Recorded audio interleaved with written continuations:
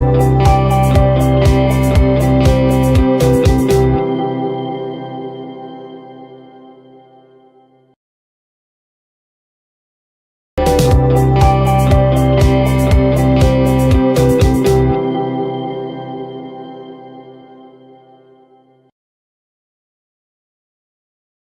कहाँ है? सर यहाँ है, मैं यहाँ हूँ, यहाँ हूँ, यहाँ हूँ, यहाँ।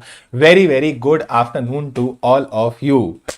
चलो जी, very very good afternoon, good afternoon, good afternoon. और सुनाओ, कैसे कैसे आप सब हैं? जल्दी जल्दी बताओ। How are you all? बढ़िया, बढ़िया सर, मस्त एकदम।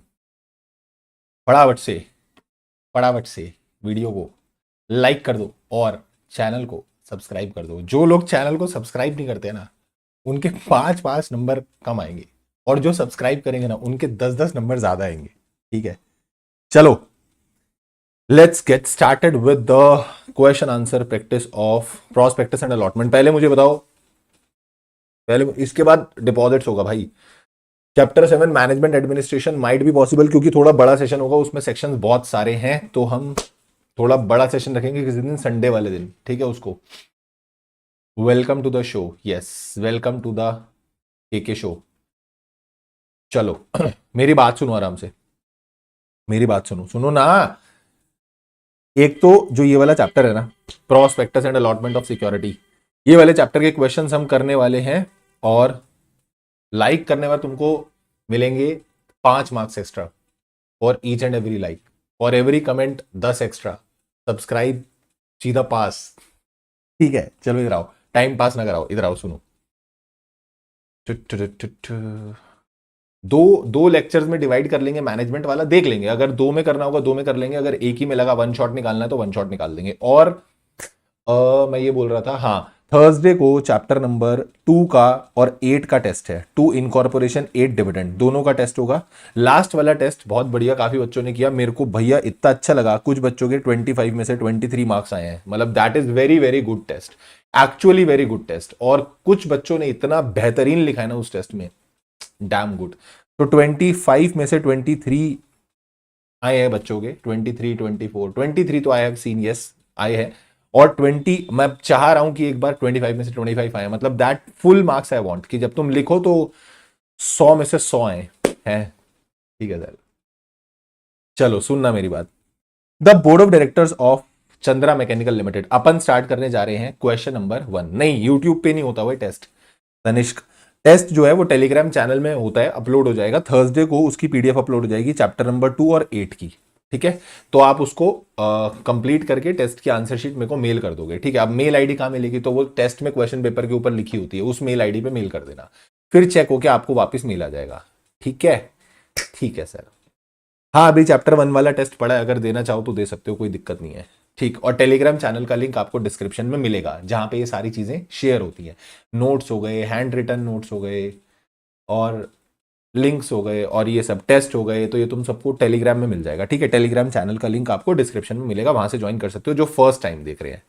चलो, तो क्वेश्चन नंबर स्टार्ट करते हैं सर 1, और क्वेश्चन नंबर 1 बोलता है, the board of directors of Chandra mechanical toys limited proposes to issue a prospectus. Company ने प्रपोज किया कि हम क्या इशू करेंगे, कंपनी ने प्रपोज किया कि हम प्रॉस्पेक्टस इशू करेंगे। ठीक है, ठीक है सर, हम प्रॉस्पेक्टस इशू करेंगे, inviting offer from the public for subscribing to the equity shares of the company, ताकि हम लोग ऑफर्स मंगवा सकें। किस चीज के ऑफर मंगवा रहे हैं?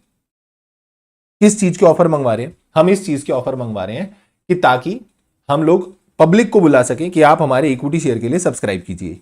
State the reports which shall be included in the prospectus for the purpose of providing financial information under Companies Act 2013।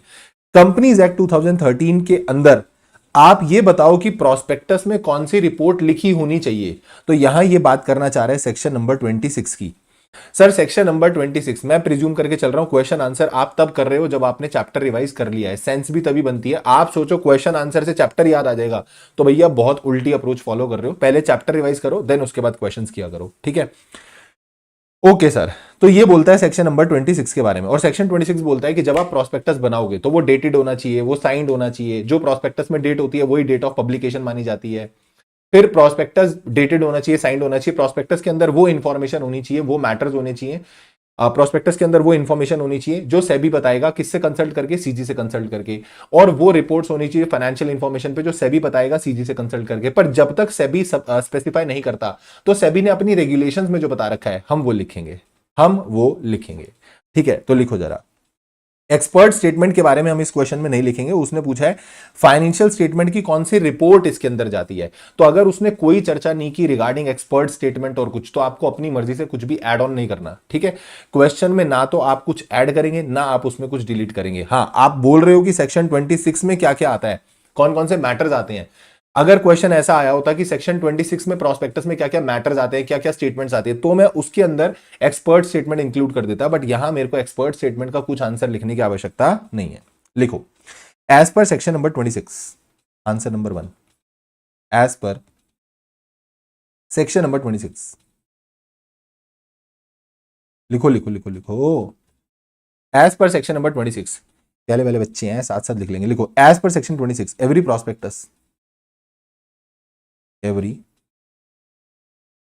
prospectus issued by or on behalf of company, by or on behalf of company, कोई भी prospectus जो या तो company issue करेगी या company के behalf पे issue होगा, shall be dated and signed, वो डेटेड होना चाहिए, वो साइंड होना चाहिए। ठीक है sir, prospectus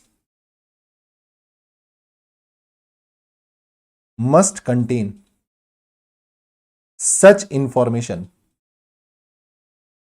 and reports on financial information, reports on financial information, prospectus must contain such information and reports on financial information which are to be specified by SEBI in consultation with CG। ध्यान रखना, CG specify नहीं करेगा, SEBI specify करेगा CG से consult करके। Which are to be specified by SEBI in consultation with CG. CG से consult करके SEBI specify करेगा until SEBI specifies the same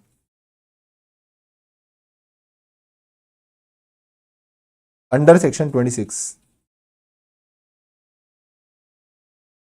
the regulations made by SEBI। जब तक जब तक सेबी इस सेक्शन में स्पेसिफाई नहीं कर देता ना, तब तक हमने सेबी की रेगुलेशंस को फॉलो करना है। सेबी ने अपनी रेगुलेशन में जो लिखा है हम वो डाल देंगे। Until SEBI specifies the same under section 26, the regulations made by SEBI in respect of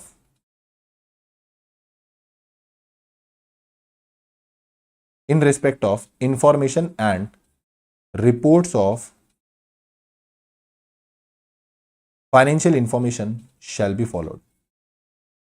तो जब तक सर यहां पे सेबी स्पेसिफाई नहीं करता, हम तब तक क्या करके चलेंगे, सेबी की रेगुलेशंस को क्या करके चलेंगे, फॉलो करके चलेंगे। ठीक है, जब तक सेबी यहां पे स्पेसिफाई नहीं करता तब तक हम सेबी की वही जो अपनी रेगुलेशन चल रही है वो फॉलो करके चलेंगे। ठीक है सर, आगे बताओ, आगे बताओ सर, आगे लिखो। Prospectus must also contain a declaration। prospectus must also contain a declaration। Sir किस चीज की डिक्लेरेशन दी होती है, about compliance of companies act, about compliance of companies act 2013 and a statement. एक ध्यान रखना, एक डिक्लेरेशन जाती है और एक स्टेटमेंट जाती है। प्रोस्पेक्टस के अंदर एक स्टेटमेंट भी होगी और एक डिक्लेरेशन भी होगी। डिक्लेरेशन में ये डिक्लेयर करोगे कंपनीज एक्ट कंप्लाई हुआ है, स्टेटमेंट में ये बोलोगे statement stating that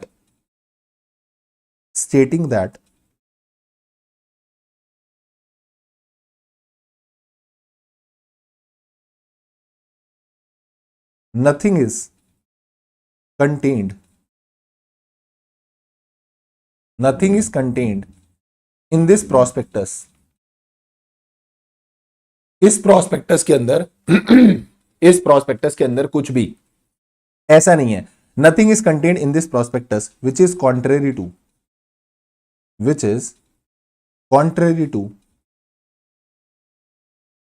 SEBI Act 1992, SCRA Securities Contract Regulation Act 1956 and rules and regulations made thereunder. और इन्हीं एक्ट के अंदर जो रूल्स और रेगुलेशन बने हुए हमने उनका भी कोई वायलेशन नहीं किया है. हमने जो भी चीज प्रोस्पेक्टस के अंदर डाली है उसमें कुछ भी ऐसा नहीं लिखा जो इन एक्ट के अगेंस्ट हो या इनके अंदर जो रूल बने हैं रेगुलेशंस बनी है उन चीजों के अगेंस्ट हो. हमने कुछ भी ऐसा नहीं लिखा.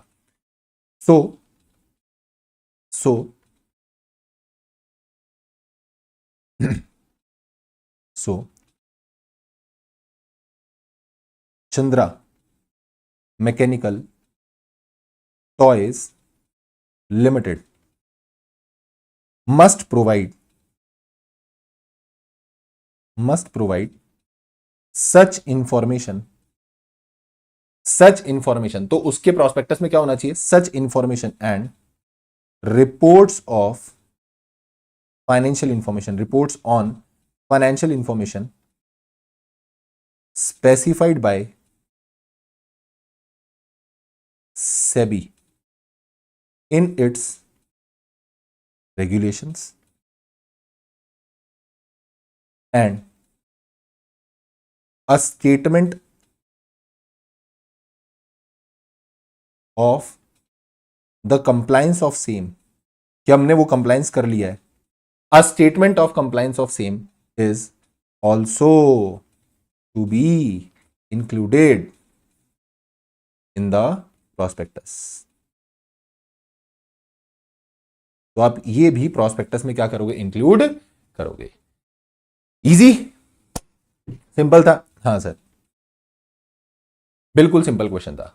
ठीक है, बट देखो ये क्वेश्चन सिंपल था बट मेन यहां पर कैच क्या है? मेन कैच ये है that how much to select, कितना मेरे को सेलेक्ट करना है, कितना मेरे को लिखना है, उसके लिए मैं ये क्वेश्चंस करवा देता हूं. ठीक है, तो ये चीजें जो आप कर रहे हो ना ये बेसिकली आपको ये हेल्प कर रही है. You are getting the provision, recalling the provision, but how much to write in the examination वो आपको यहां से समझ में आ जाएगा. तो आपको ये पता तो था कि ठीक है हमको पता है 26 में ये लिखा हुआ है, हमको याद है, बट इस क्वेश्चन के लिए क्या रिक्वायरमेंट है, मेरे को कितना लिखना है, मेरे को सिर्फ इतना ही लिखना है और इससे आपका काम बन जाएगा.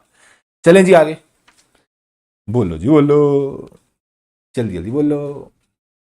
Done done done done. चलो क्वेश्चन नंबर 2 पे आओ. क्वेश्चन नंबर 2 क्या बोलता है sir?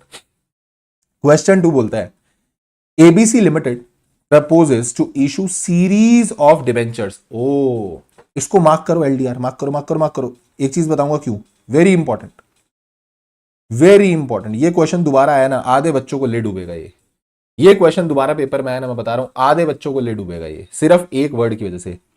ABC limited proposes to issue series of debenture frequently within a period of 1 year. Wow, ये कंपनी है और जो कंपनी है ना एबीसी लिमिटेड, ये डिबेंचर इशू करना चाहती है बार बार. हम बार बार डिबेंचर इशू करेंगे, पर हम सर जो डिबेंचर इशू करेंगे ना वो बार बार जो इशू करेंगे 1 साल में इशू करेंगे. मतलब 1 साल के टाइम पीरियड में we are coming again and again हम बार बार इशू लेकर आना चाहते हैं without undergoing the complicated exercise of issuing the prospectus every time of issuing a new series of debenture. तो जब हम दोबारा डिबेंचर की सीरीज ला रहे हैं, हम दोबारा बार प्रॉस्पेक्टस इशू नहीं करना चाहते.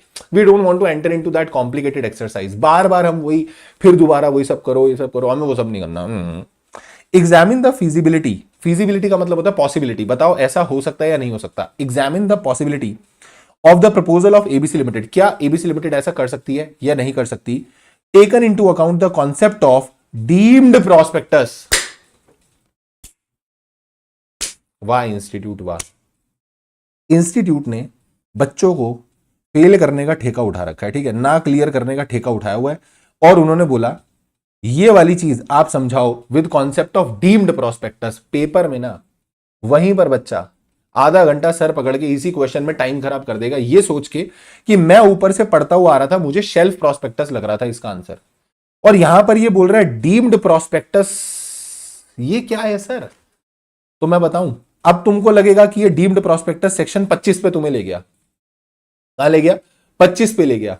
असल में ना, ये प्रोस्पेक्टस, डीम्ड प्रोस्पेक्टस, ये जो लिखा है ना, ये सिर्फ तुमको पागल करने के लिए ही लिखा है। सर क्यों? क्योंकि ये क्वेश्चन शेल्फ प्रोस्पेक्टस का ही है, आपको शेल्फ प्रोस्पेक्टस ही लिखना है, पर वहां बच्चा बौखला जाएगा और वो सोचेगा कि मेरे को 25 लिखना है, मेरे को डीम्ड प्रोस्पेक्ट। अब डीम्ड प्रोस्पेक्टस से रिलेटेड क्या लिखूं इसमें? मैं इसमें क्या वो वाली सारी कहानी लिखना शुरू कर दूं, इशू हाउस वाली और ये सब? और ये डीम्ड वर्ड इन्होंने पता है क्यों लिखा होगा? क्योंकि सेक्शन 25 में छोड़ो डीम्ड प्रोस्पेक्टस, जो 31 होता है शेल्फ प्रोस्पेक्टस, उसमें क्या बोला जाता है? जब आप सेकंड सब्सिक्वेंट ऑफर्स लेकर आते हो तो आप इंफॉर्मेशन मेमोरेंडम फाइल करते हो PS2 में आरओसी को, ठीक है? तो जो इंफॉर्मेशन मेमोरेंडम होता है और जो आपने पहले शेल्फ प्रोस्पेक्टस फाइल किया हुआ था, ये दोनों मिलाकर एक तरीके से आपके प्रोस्पेक्टस का ही काम करते हैं। ये लल्लू उस एंगल से लिख रहे हैं डीम्ड प्रोस्पेक्टस। अबे तो क्यों कंफ्यूज कर रहे हो बच्चों को? बच्चे कंफ्यूज हो जाएंगे सेक्शन नंबर 25 में कि ये क्या होगा, डीम्ड प्रोस्पेक्टस होगा, ले लो, और तुम फंसोगे, मैं बता रहा हूं तुम फंसोगे इसमें। ये IM प्लस प्रोस्पेक्टस, जो शेल्फ प्रोस्पेक्टस आपने फाइल करा, that will be combined called as prospectus. ये लिखा हुआ है ना सबसेक्शन 3 में, 31 बोलता है ना, ऐसा होगा? हाँ होगा, तो वही होगा, बट यहां पर इन्होंने जानबूझ के वर्ड डाला, मैं बता रहा हूं, ये वर्ड इज द कलेशी word. This word is the कलेशी वर्ड, जिसकी वजह से आधे लोग अपना आंसर गलत कर लेंगे, उनको लगेगा दिस इज शेल्फ प्रोस्पेक्टस, फिर भी क्वेश्चन गलत करके आएंगे। तो बी केयरफुल, अगर ये क्वेश्चन पेपर में आए, ये शेल्फ प्रोस्पेक्टस का ही क्वेश्चन है। तुम्हारी अंतरात्मा एकदम सही बोली है, यहां तक जब तुमने क्वेश्चन को पकड़ा था ना, तुमने शेल्फ प्रोस्पेक्टस ही पकड़ा था, वही आंसर है, और कुछ गलती मत करना बस, ठीक है? चलो लिखना शुरू करो, लिखना शुरू करो। सबसे पहले क्या लिखोगे सर? शेल्फ प्रोस्पेक्टस का प्रोविजन लिखेंगे। Good afternoon ji. Shelf prospectus का प्रोविजन लिखेंगे, लिखो answer number 2, as per the section number 31 of companies act 2013, as per section 31 of companies act 2013। कह रहे मैं तो इसको ऑप्शन में छोड़ा था, और सपोज कर क्वेश्चन नंबर 1 में होता तो इंस्टीट्यूट क्या करता फिर? As per section 31 of companies act 2013, अगर sir companies act 2013 shelf prospectus लिखो, shelf prospectus means a prospectus. Shelf prospectus means a prospectus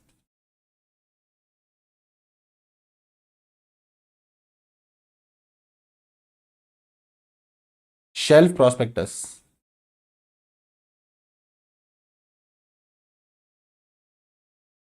number नहीं देंगे और क्या करेंगे? अगर हम फर्स्ट क्वेश्चन नहीं करेंगे तो मार्क्स नहीं देंगे आपको। फर्स्ट ना करो और बाकी कर लो, अब वो डिपेंड करता है एग्जामिनर पे, but first is mandatory, you have to attempt, बाकी में से चॉइस होती है ना आपके पास।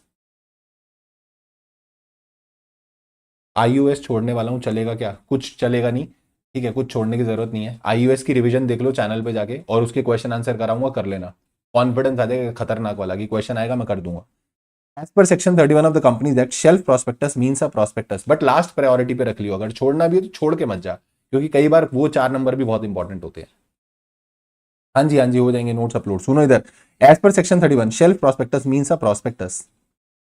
prospectus in which the securities or class of securities specified therein specified therein can be issued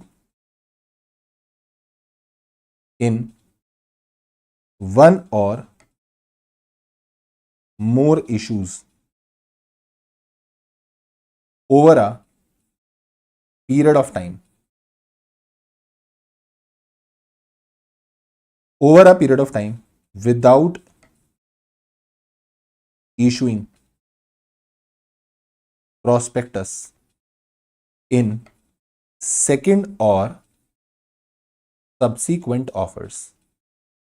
In second or subsequent offers.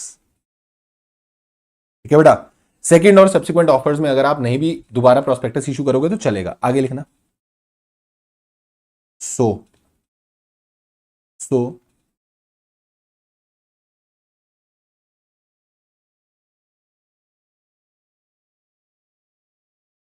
The, या रुको छोड़ो, लास्ट में लिखेंगे. सो द, ये सब कुछ बाद में लिखेंगे, लास्ट में लिखेंगे. ठीक है. अभी लिखो, आगे लिखो, आगे लिखो, आगे लिखो.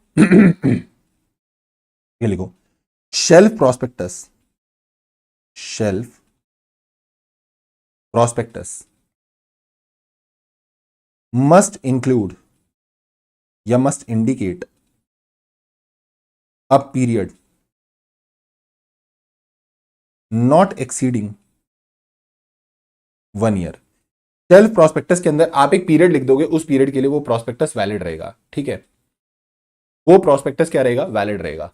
बट वो पीरियड 1 साल से ज्यादा का नहीं होना चाहिए. Okay. Shelf prospectus must indicate a period not exceeding 1 year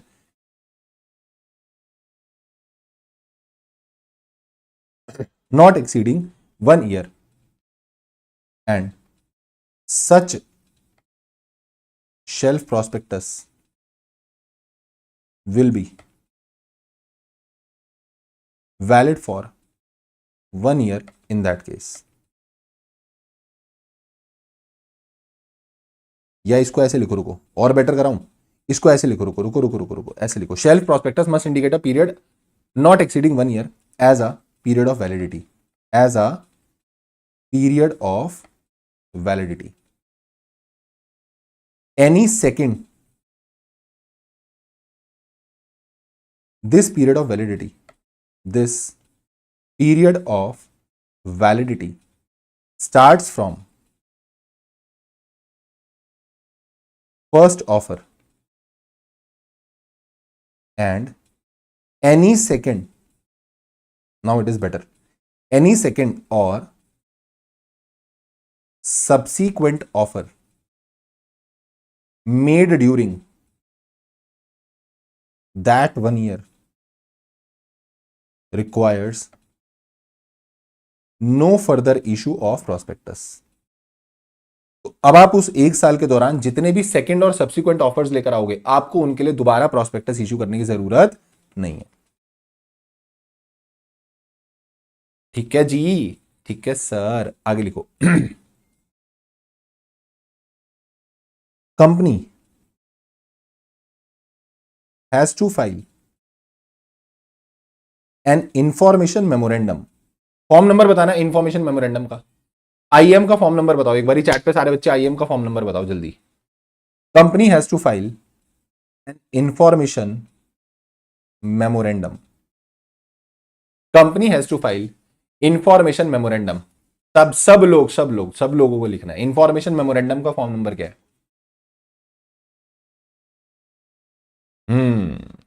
correct correct correct. That is PAS2. PAS2.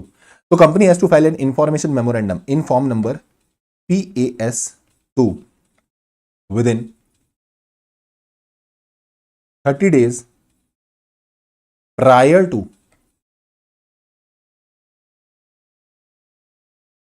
Second या सब्सिक्वेंट ऑफर. जब आप सेकेंड या सब्सिक्वेंट ऑफर लेकर आ रहे हो, उससे 30 दिन पहले आप क्या कर देना, IM फाइल कर देना. किसको?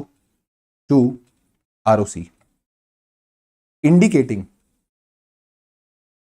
The following changes. और कितने चेंजेस आते हैं उसके अंदर, क्या क्या लिखते हो आप IM के अंदर, क्या क्या लिखते हो? तो आप याद रखना, IM के अंदर ना आप 3 चीजें लिखते हो. 3 चीजें बोले तो PMO, indicating the following changes. इसका कोड याद रखना PMO. ठीक है. PMO कैसे है? पहला material facts related two charges created. Company ने जो चार्ज क्रिएट किए हैं उनसे related material facts. Second, changes in financial position. changes in financial position. Changes in financial position. ठीक है सर, और क्या लिखते हैं, अदर चेंजेस, अदर चेंजेस। तो पीएमओ कैसे याद रखना है अपने को, पी बोले तो पोजीशन, एम बोले तो मटेरियल फैक्ट ऑफ चार्ज, और ओ बोले तो अदर चेंज। तो उसको याद रखना है ऐसे, पी एम ओ। ठीक है, ये आपको मेंशन करना पड़ेगा, और जब आप ये मेंशन कर दोगे ना तो that I M is completed. ठीक, आगे लिखो। When I am is filed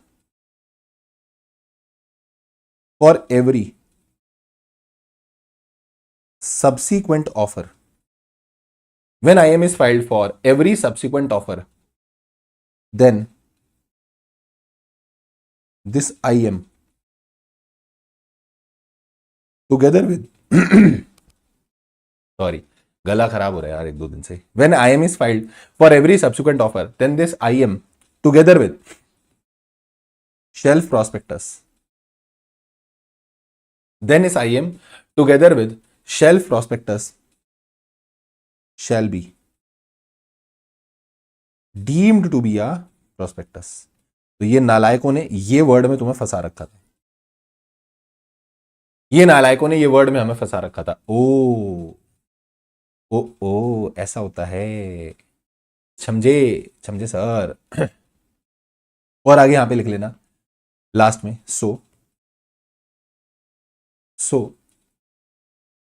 ABC limited proposal is feasible. उसने पूछा था क्या वो प्रपोजल फीजिबल है, मैं बोलूंगा हाँ प्रपोजल फीजिबल है। So ABC limited proposal is feasible as the company can come up with series of issue of debentures during 1 year by filing shelf prospectus and no prospectus is required. No prospectus is required during second and subsequent offers. तो second और subsequent offers पे आप क्या नहीं करोगे, उसकी requirement आपको नहीं होने वाली है। ठीक है, बोलो बोलो। हाँ, एक बार आप जरूर पूरा लिखोगे यहां पे आईएम, मैं बार बार आईएम लिख रहा हूं, बट आप पेपर में एक बार तो जरूर पूरा लिखोगे इंफॉर्मेशन मेमोरेंडम, फिर वहीं पे साथ में लिख देना ब्रैकेट आईएम। तो अगेन फिर उसके बाद जब दोबारा लिख रहे हो तो you can use the word IM, that you can do. But आप कोशिश करना, अगर आप दोबारा दोबारा लिख पाओ वेल एंड गुड है, बट नहीं भी लिख पाओ तो एक दो बार तो यार तुमको लिखना पड़ेगा, वरना वो आंसर में ढूंढेगा कि आईएम होता क्या है। तो तुम सिर्फ आईएम लिख के आ गए तो उसको समझ में नहीं आने वाला कि आईएम क्या है। सर वो तो पेपर चेक कर रहा है, उसको समझ में नहीं आएगा। अरे तो तुम तो ये समझो ना कि उसको नहीं समझ में आएगा। ठीक है, तो तुमको तो अपने लिए थोड़ी लिखना है, उसके लिए लिखना है कि वो समझ सके। ठीक, चलो सर आगे, done done done done done. Sir question number 3 पे आते हैं। Now coming to question number 3, पढ़े जरा, अच्छा क्वेश्चन है, again a good question, very good question. सुनना जरा, ये क्या बोलता है, Sudarshan export limited was dealing in export of rubber to specified foreign countries. ये जो कंपनी है ना, ये रबर एक्सपोर्ट कर रही थी फॉरेन कंट्रीज को। ठीक है, the company was willing to purchase rubber trees in Andhra Pradesh, और कंपनी को आंध्र प्रदेश में क्या खरीदने थे, रबर ट्री खरीदने थे, मतलब ऐसा वो चाह रही है, विलिंग है उसकी। ठीक है, the prospectus issued by the company contain some important extract of the expert report and number of trees in Andhra Pradesh. तो ये जो कंपनी है ना, ये कंपनी ने क्या करा, प्रोस्पेक्टस के अंदर एक स्टेटमेंट डाल दी, किस चीज की, एक्सपर्ट रिपोर्ट की कुछ एक्सट्रैक्ट, मतलब एक्सपर्ट स्टेटमेंट कुछ आई थी इनके पास और उसके बेसिस पे कुछ एक्सट्रैक्ट इन्होंने उसके अंदर डाल दिए। रिपोर्ट वॉज फाउंड अनट्रू, ले लो, पै गया स्यापा, और रिपोर्ट जो है वो अनट्रू निकल के आ गई, यानी रिपोर्ट निकली गलत, किसकी, एक्सपर्ट की। बहुत ही बढ़िया। Mister Alok purchase the shares of this company on the basis of expert report published in the prospectus.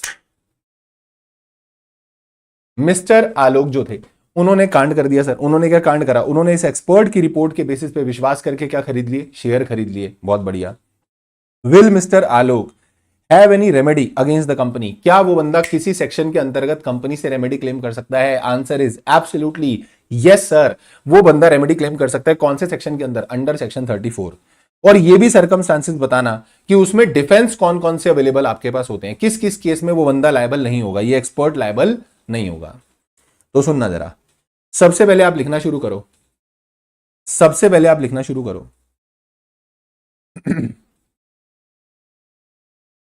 Answer, answer number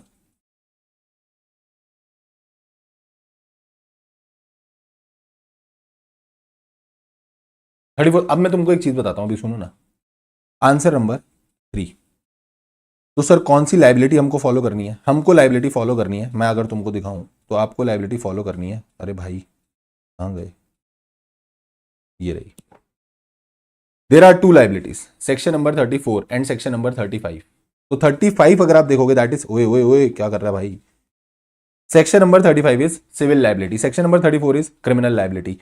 तो सेक्शन नंबर 35 जो है ना सर, यहां पर हम इसको पकड़ेंगे। और 35 में वो बोलता है कि अगर मान लो कुछ भी ऐसा आपने प्रोस्पेक्टस के अंदर लिखा जो कि मिसलीडिंग है, और उसके बेसिस पे किसी बंदे ने आपकी कंपनी के शेयर को सब्सक्राइब कर लिया और फिर उसने कोई लॉस सस्टेन करा, तो आपको उसको डैमेजेस क्लेम करवाने, मतलब उसको आपको कॉम्पेंसेट करना पड़ेगा, आपको उसको कॉम्पेंसेट करना पड़ेगा।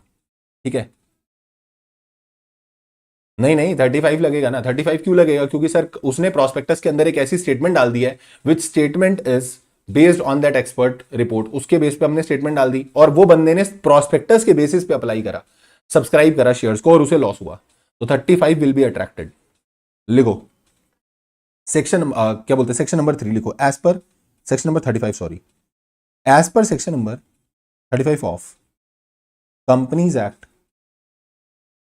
2013, section number 35 companies act 2013, when a person subscribes, this word is important, कि अगर वो सब्सक्राइब करता है on the basis of that prospectus, when a person subscribes for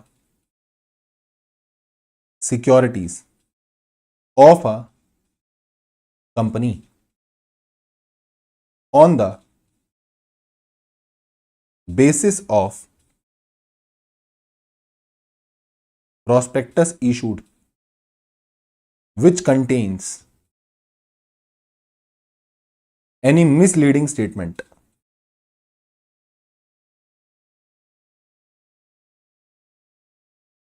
which contains any misleading statement and has sustained any loss, then following persons will be liable to pay compensation. Then following persons will be liable to pay the compensation. Sir कौन कौन liable होगा compensation के लिए? तो पहला मैंने बोला company will be liable,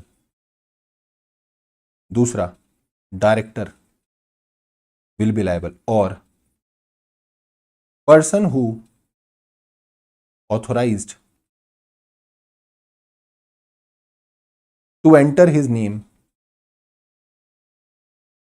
as director, person who authorised to enter his name as director in prospectus, वो बंदा लायबल होगा। और कौन लायबल होगा सर? एक्सपर्ट लायबल होगा सर, प्रमोटर लायबल होगा, एक्सपर्ट लायबल होगा, प्रमोटर लायबल होगा, person who agreed to be a director, person who agreed to be a director, और any person who authorised the issue of prospectus, any person who authorised the issue of prospectus. हर वो बंदा जिसने prospectus का issue authorise किया है, मतलब उसने ऑथराइज किया था, हाँ हाँ हाँ कर दो कर दो कर दो, इशू कर दो इशू कर दो इशू कर दो, तो वो बंदा भी लपेटा जाएगा, वो बंदा भी लपेटा जाएगा। समझ में आ रहा है? ओए इधर ध्यान दो। कहां ध्यान है सर? हमारा ध्यान तो खाने में है ना, उधर से खाना दिख रहा है हमको, इधर ध्यान दे लो। ठीक है? हम ऐसे लिख रहे होते हैं, ध्यान हमारा उधर चल रहा होता है, अरे अरे अरे अरे गर्मा गर्म खाना आ रहा है, हे भगवान। तो कंपनी, डायरेक्टर और person who authorised to enter his name as director, expert, promoter, वो बंदा जो प्रपोज्ड है डायरेक्टर बनने के, और वो बंदा जो ऑथराइज करेगा प्रोस्पेक्टस का इशू, ये सारे लोग जो होंगे, ये सारे लोग जो होंगे ये क्या करेंगे, ये क्या करेंगे, ये लोग लायबल हो जाएंगे। अब तुम बोल रहे हो कि सर यहां पे 34 क्यों नहीं आया, तो मैं बोलूंगा 34 इज अ क्रिमिनल लाइबिलिटी, जिसमें वो ये बोलता है कि अगर मान लो कि आपने कोई ऐसा प्रोस्पेक्टस इशू करा जिसके अंदर आपने मटेरियल फैक्ट छुपाए, कुछ मिसलीडिंग डाला, तो पर्सन लायबल हो जाएगा अंडर सेक्शन 447। ठीक है, तो फॉर द पर्पस, अगर ये सब्सक्राइब वाला केस पूछते हैं ना, तो they are going to write the answer for section 35 according to 35। But अगर तुमको लगता है कि फिर भी सेफर साइड खेलना है तुमको, क्योंकि इनका कुछ नहीं भरोसा, तो यू कैन राइट 34, बट मेरे को लग रहा है इसमें जरूरत नहीं है, बिकॉज इसमें वो केस पूछ रहा था स्पेसिफिकली 35 वाला, तो आपको सिर्फ स्पेसिफिकली 35 वाला कोट कर देना है। ठीक है जी। ठीक है गुंजन जी। जी सर। आगे लिखना। आगे लिखना, आगे लिखना, आगे लिखो, टने टने, आगे लिखो। In the given case, in the given case mister Alok, in the given case mister Alok purchased the shares, purchased shares of Sudarshan Export Limited, Sudarshan Exports Limited, Sudarshan Export Limited. Thank you, Pratham. Thank you, thank you, thank you. In the given case, Mr. Alok purchased shares of Sudarshan Export Limited. तो जो ये company है Sudarshan export limited, इसके share खरीद लिए किसने, आलोक भैया ने। आलोक भैया ने शेयर खरीदे on the basis of prospectus issue, on the basis of prospectus तो इशूड, तो जो प्रोस्पेक्टस इशू हुआ उसके बेसिस पे इसके शेयर खरीद लिए। Now mister Alok can claim compensation, mister Alok can claim compensation for the loss he has sustained, for the loss he has sustained. Sir जो उसने लॉस खाया उसके लिए वो कॉम्पेंसेशन क्लेम कर सकता है, उसके लिए वो कॉम्पेंसेशन क्लेम कर सकता है।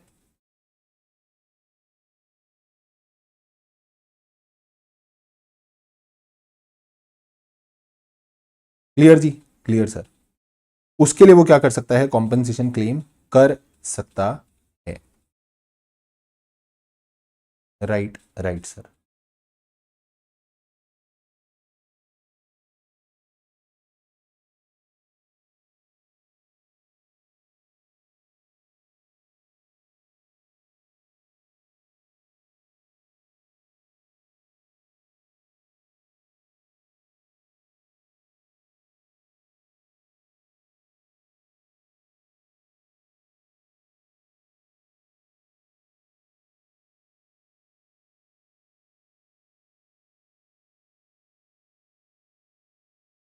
ठीक है सर, आगे लिखेंगे। अब आगे क्या बोलता है, अब आगे क्या बोलता है, आगे सुनना। कौन से सरकमस्टांसेस हैं जिनमें वो बंदा लायबल नहीं होगा, लिखो circumstances,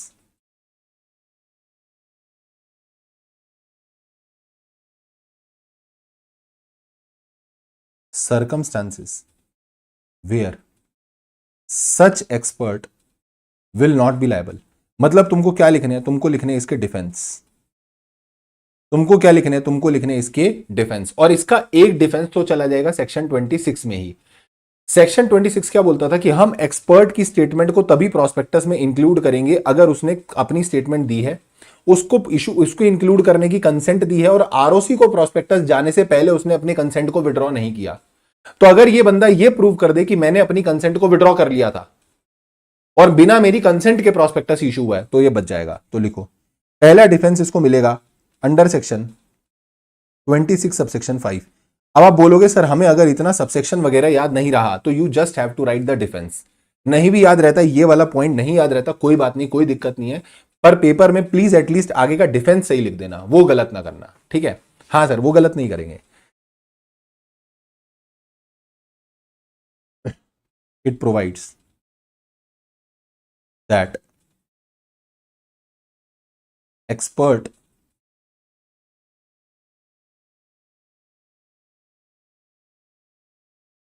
gave his consent, and if he withdrew his consent in writing before delivery of copy of prospectus to ROC, तो अगर वो आरओसी को कॉपी जाने से पहले अपनी कंसेंट विड्रॉ कर लेता है, बहुत अच्छी बात है। दूसरा, सेकंड डिफेंस में बोलूंगा अंडर सेक्शन 35 सबसेक्शन 2 आपको मिलेगा।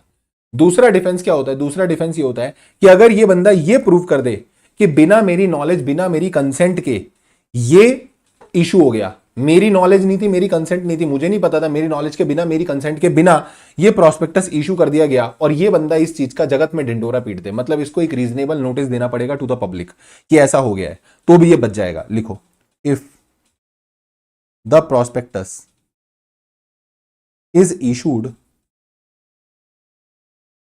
without if the prospectus is issued without his knowledge or consent and he gave a reasonable public notice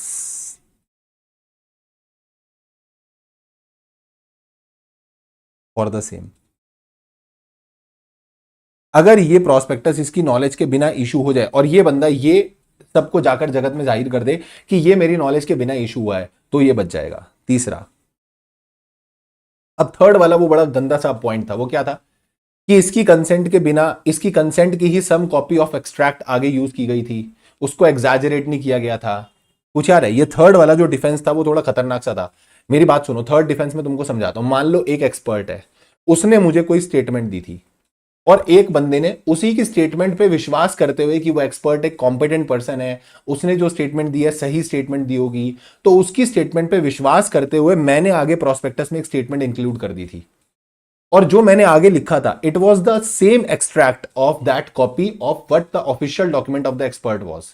उस एक्सपर्ट का जो ऑफिशियल डॉक्यूमेंट था, जो उसने स्टेटमेंट दी थी, हमने उसी का ही एक same same correct copy extract हमने आगे डाला था, और हम ऐसा मान रहे थे, मैं ऐसा मान रहा था कि ये एक्सपर्ट बहुत कॉम्पिटेंट है, मैं उस पर, मेरे पास रीजनेबल ग्राउंड टू बिलीव थे कि जो ये बंदा बोल रहा है सही बोल रहा है, मैंने ऐसा किया था। ठीक है, तो और गलत हो गया, तो ये डिफेंस होता है। अब यहां पे एक्सपर्ट कैसे बचेगा कि सामने वाले ने जो ऐड करा, क्या वो करेक्ट कॉपी था, क्या वो करेक्ट एंड फेयर एक्सट्रैक्ट था उसी ऑफिशियल डॉक्यूमेंट का, तो ये तुमको लिखना पड़ेगा। लिखो लिखो, अब ये थोड़ा सा यहां पे क्रैम करना पड़ेगा, थोड़ा सा लैंग्वेज याद करनी पड़ेगी। ठीक है, बिल्कुल इंग्लिश में आप ऐसा, बिल्कुल आप सोचो बिल्कुल ही प्लेन लैंग्वेज आप लिख के हो, तो this is not the English examination. ठीक है, यहां पर इंग्लिश का पेपर नहीं करने बैठे अपन की, बिल्कुल लिख रहे हैं उसको ऐसे इंग्लिश में। ठीक, तो आपको कुछ तो मतलब उसको लॉ की तरह लिखना पड़ेगा। सुनना जरा मेरी बात, लिखो, ट्रू एंड फेयर प्रेजेंटेशन होनी चाहिए थी एक्सपर्ट स्टेटमेंट की, बट अगर आपने नहीं दी तो एक्सपर्ट की गलती थोड़ी है भाई, तुमने मेरी स्टेटमेंट को एग्जैजरेट कर दिया, मैं क्या करूं। लिखो, in respect of, in respect of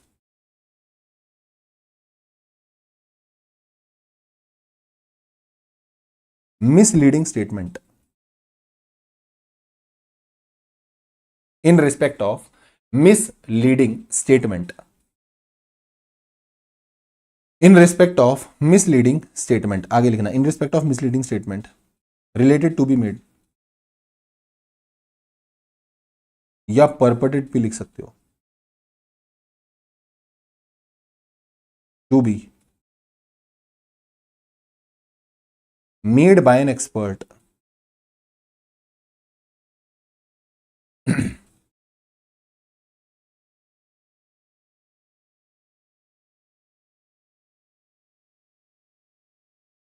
या contained in copy of report, it was a correct and fair presentation of the statement. It was a correct and fair presentation of the statement or a correct copy of extract of official document. Official document and he had reasonable ground to believe. भाई वो बंदा तो ये समझ के चल रहा था ना कि जब मैं ये इंफॉर्मेशन डाल रहा हूं ये ठीक है, ये बंदा कॉम्पिटेंट है, सही बोल रहा होगा. And he had reasonable ground to believe up to the time of issue of prospectus that person making statement is competent. That person making the statement is competent. जो बंदा स्टेटमेंट डाल रहा है वो कॉम्पिटेंट है. And he had given his consent under section 26 subsection 5 and had not withdrawn that consent. और उसने उस कंसेंट को विड्रॉ भी नहीं करा. had not withdrawn that consent. उस बंदे ने बोला भाई जो मैं बोल रहा हूं उस पर विश्वास करो, ठीक है, मैं कॉम्पिटेंट हूं, मैं तुम्हें कंसेंट भी दे रहा हूं, जो स्टेटमेंट है छाप दो, ठीक है, और मैं अपनी कंसेंट को विड्रॉ भी नहीं कर रहा. बिफोर फाइलिंग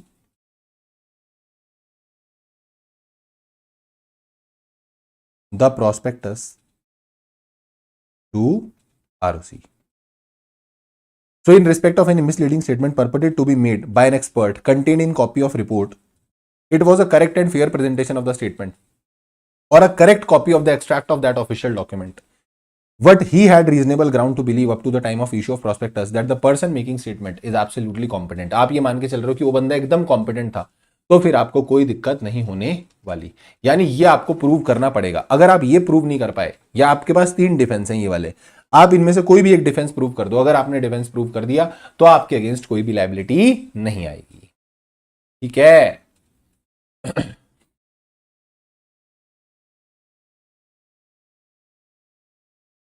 ना फर्स्ट वाले में वो ये बोल रहा है, देखो मैं बताता हूं, फर्स्ट वाले में वो ये बोल रहा है कि उसने अपनी कंसेंट दी थी और उसने अपनी कंसेंट विड्रॉ नहीं की थी. ठीक है, उसने अपनी कंसेंट विड्रॉ कर ली थी, तो प्रूव हो जाएगा कि भैया मैंने तो जब ये गलत स्टेटमेंट डाली थी, उस बंदे ने जो आगे गलत डाला बोल रहा है मेरी स्टेटमेंट को इंक्लूड मत करना, मैंने स्टेटमेंट के लिए कंसेंट दी थी, पर अब ये मेरी नॉलेज के बिना हो रहा है. ठीक है, मैंने अपनी कंसेंट दी थी और मैं अपनी कंसेंट को विड्रॉ कर रहा हूं, मत डालो. फिर भी तुमने स्टेटमेंट डाली तो वो बंदा लायबल थोड़ी होगा, एक्सपर्ट को थोड़ी पकड़ोगे तुम, उसने तो मना कर दिया था ना. और ये वाले केस में क्या हुआ है, ये वाले केस में तो उसने जो स्टेटमेंट दी उसके बेसिस पे आगे प्रोस्पेक्टस में स्टेटमेंट डाली. अब हम तो ये मान के चल रहे थे कि हाँ उसने कंसेंट दी है, उसने सब कुछ ठीक बोला है, वो कॉम्पिटेंट है, और उसने अपनी कुछ जो है क्या बोलते हैं कंसेंट को विड्रॉ भी नहीं करा. हम ये भी मान के चल रहे थे कि जो जैसा उसने बोला हमने उसी का ही एक फेयर प्रेजेंटेशन आगे दिया है, तो कोई दिक्कत नहीं आएगी. ठीक है, आप इसमें क्या क्या अंडरलाइन कर सकते हो, like you can underline correct and fair presentation of statement, correct copy of extract of official document, and ground to believe up to the time of issue prospectus person making statement is competent. ठीक है, ये बंदा competent था. given his consent, not withdrawn that consent before issue to the ROC.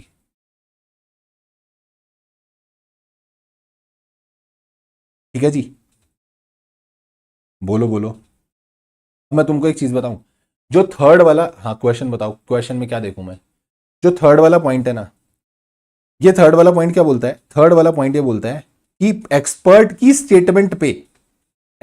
Statement पे no person shall be liable under subsection 1 if you prove that. कोई भी बंदा subsection 1 में लायबल नहीं होगा. देखो ये लोग मैंने बोला लायबल होंगे, मैंने बोला ये लोग लायबल नहीं होंगे कब, if that person made the statement on the authority of an expert whom he believed to be competent and that the expert had given his consent. तो किसी भी बंदे ने अगर एक्सपर्ट के बेसिस पे स्टेटमेंट दे दी तो हम बोलेंगे वो बंदा लायबल नहीं होगा। अब यहां पर इन्होंने क्या करा, इन्होंने एक्सपर्ट को लायबल बनाने या ना बनाने की बात की थी, पर इन्होंने रीजन आंसर में ये वाला पॉइंट भी लिखा है, तो हमको लिखना पड़ेगा कि एक्सपर्ट लायबल नहीं होगा। ठीक है, थर्ड वाला डिफेंस जो आपको मिलता है ना, थर्ड वाले डिफेंस में वो बंदा बच जाता है जिस बंदे ने कोई स्टेटमेंट डलवा दी एक्सपर्ट पे विश्वास करके, क्योंकि उसको ऐसा लग रहा था एक्सपर्ट सही बोल रहा है, तो ये बंदा गलत नहीं किया, ये बंदे ने सही किया, बच जाएगा ये एक तरीके से। बट यहां पे इन्होंने बोला बताओ किस किस केस में एक्सपर्ट लायबल नहीं होगा, तो इन्होंने बोला एक्सपर्ट लायबल नहीं होगा इस केस में, इस केस में, इस केस में, तो इन्होंने ये वाला केस भी लपेटा हुआ है। और एक और पॉइंट, अभी तो एक और पॉइंट लिखो। एक और पॉइंट क्या है, लिखो फोर्थ पॉइंट। फोर्थ पॉइंट क्या है sir, expert will not be liable. Expert, हाँ हाँ, अरे यार अपनी लैंग्वेज में लिखो, कोई दिक्कत नहीं है।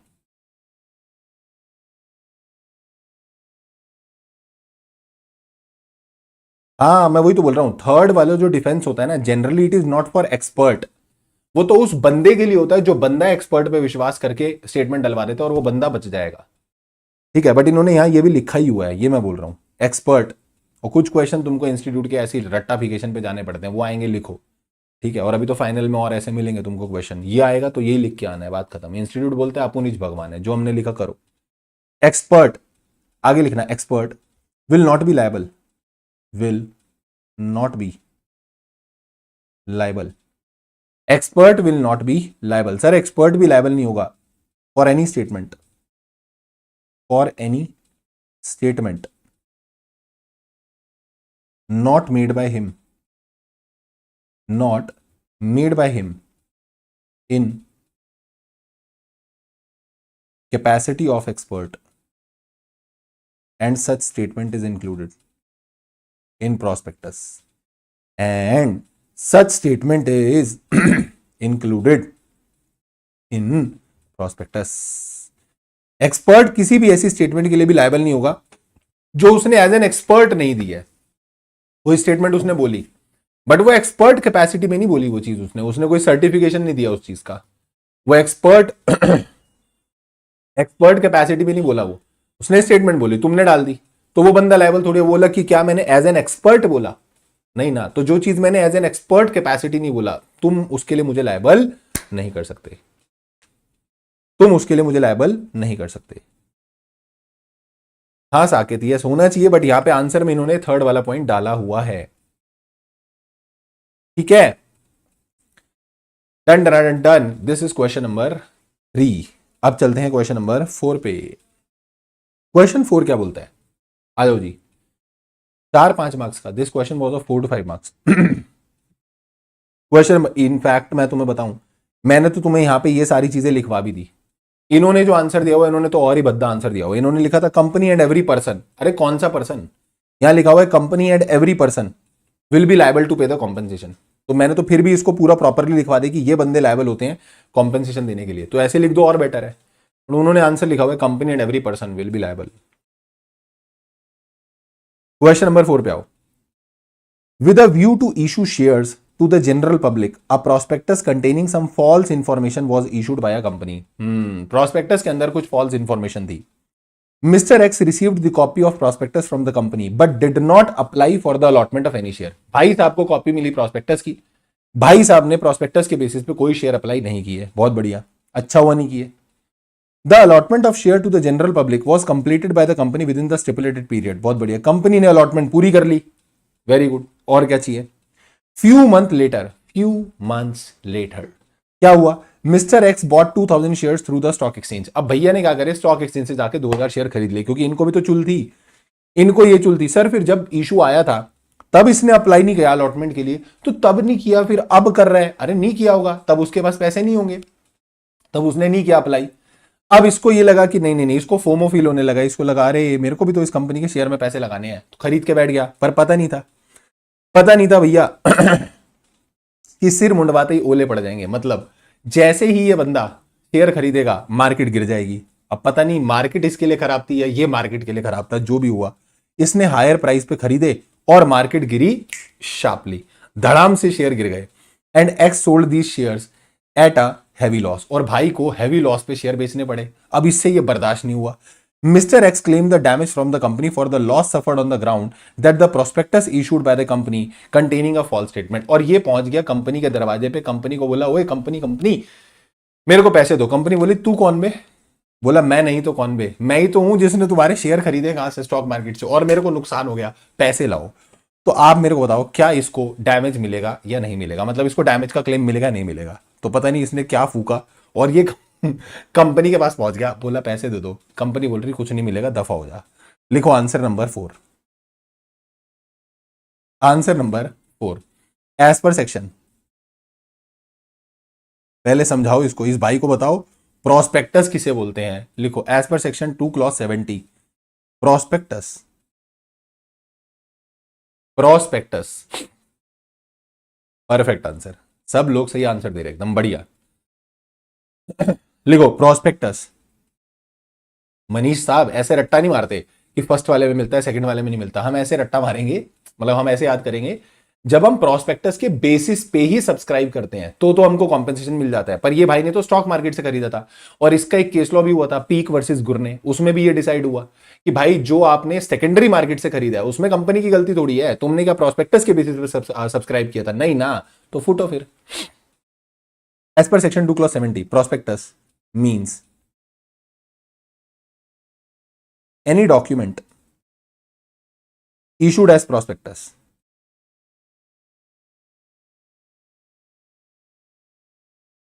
any document issued as a prospectus and includes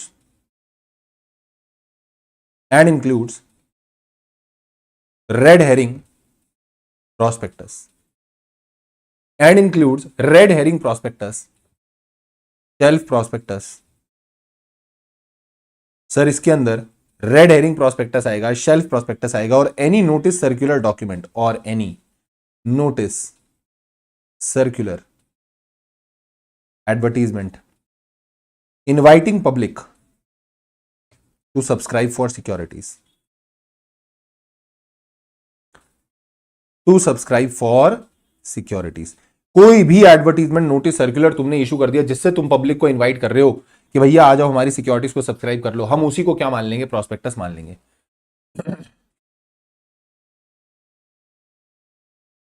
if any person do not purchase shares on the basis of prospectus,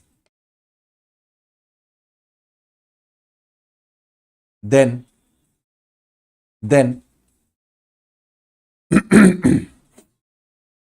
if a person do not purchase shares on the basis of prospectus, then it will have no legal binding on company, directors, promoters और expert. तो इस चीज से कोई legal binding नहीं आने वाली इन लोगों के ऊपर। इन the given case, in the given case, ये भाई का नाम क्या है? Mister x. Mister x purchased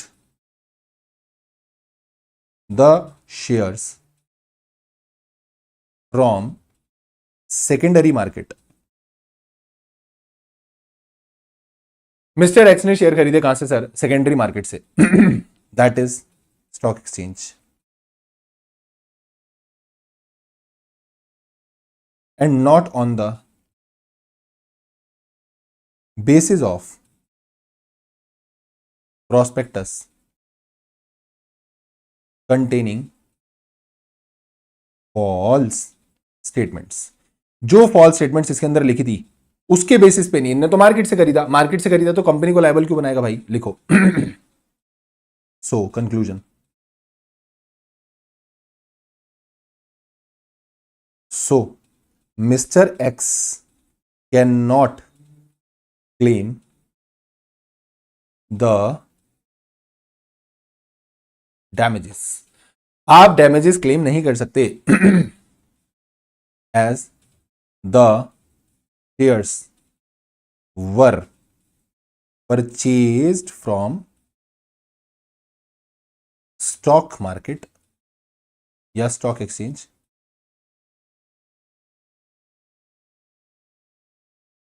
not on the basis of and not on the basis of prospectus। आपने प्रोस्पेक्टस के बेसिस पे नहीं, आपने मार्केट से शेयर खरीदे, तो मार्केट से शेयर खरीदे तो आप कंपनी को लायबल नहीं बना सकते। ठीक है बेटा, बोलो बोलो, जल्दी जल्दी से बोल दो, समझ में आ गया? अरे बोलो ना, हाँ।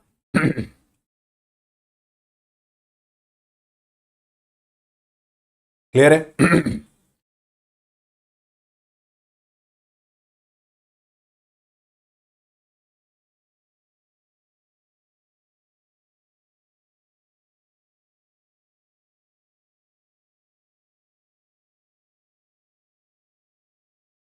चले आगे, चलो sir, done done done done. अगले क्वेश्चन पे आते हैं।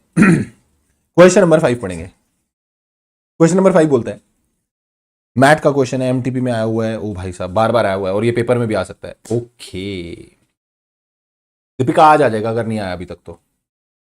State in what way does the companies act 2013 regulate and restrict the following in respect of a company going for public issue. अगर कोई कंपनी पब्लिक इशू के लिए जा रही है तो आप बताओ कि इनसे रिलेटेड क्या क्या प्रोविजन होंगे। बताओ कैसे ये रेगुलेट करेंगे और कैसे चीजों को रेस्ट्रिक्ट करेंगे। तो हमको पता है सर, सेक्शन नंबर 39 लगता है अलॉटमेंट ऑफ सिक्योरिटीज के लिए, और वो सेक्शन बोलता है कि आप तब तक अलॉटमेंट नहीं करोगे जब तक मिनिमम सब्सक्रिप्शन ना आ जाए और मिनिमम एप्लीकेशन मनी ना आ जाए। मिनिमम सब्सक्रिप्शन कितना होता है, जो सेबी की रेगुलेशंस में लिखा होगा। सेबी की रेगुलेशन कौन सी होती है sir? SEBI ICDR regulation. You need not to quote these name of the regulation in your exam, वो मैं अपनी क्लास में बता देता हूं रेगुलर में कि सेबी आईसीडीआर रेगुलेशंस करके एक रेगुलेशन होती है 2018, जिसमें मिनिमम सब्सक्रिप्शन मेंशन है 90%। हमने सुना जरूर होगा सबने कि मिनिमम सब्सक्रिप्शन 90% मेंशन है, बट वो कहां लिखा है? वो सेबी की रेगुलेशन में लिखा है। और मिनिमम एप्लीकेशन मनी कितनी आनी चाहिए sir? 5%। Minimum application money should be 5% of the face value, ये कंपनीज एक्ट बोलता है। और सेबी बोलता है 25% of the face value. SEBI कितना बोलता है? 25% ऑफ द फेस वैल्यू। तो ये चीजें बस हमको लिखनी है, यहां पे लिखो। आंसर नंबर 5 लिखो, section 39 of the companies act, section 39 of companies act 2013 deals with the following provisions। ये डील करता है सर फॉलोइंग प्रोविजन के साथ। पहला बताओ, मिनिमम सब्सक्रिप्शन। मिनिमम सब्सक्रिप्शन लिखो, नो अलॉटमेंट या allotment shall not be made, ऐसे लिख लो, allotment shall not be made unless the company receives the company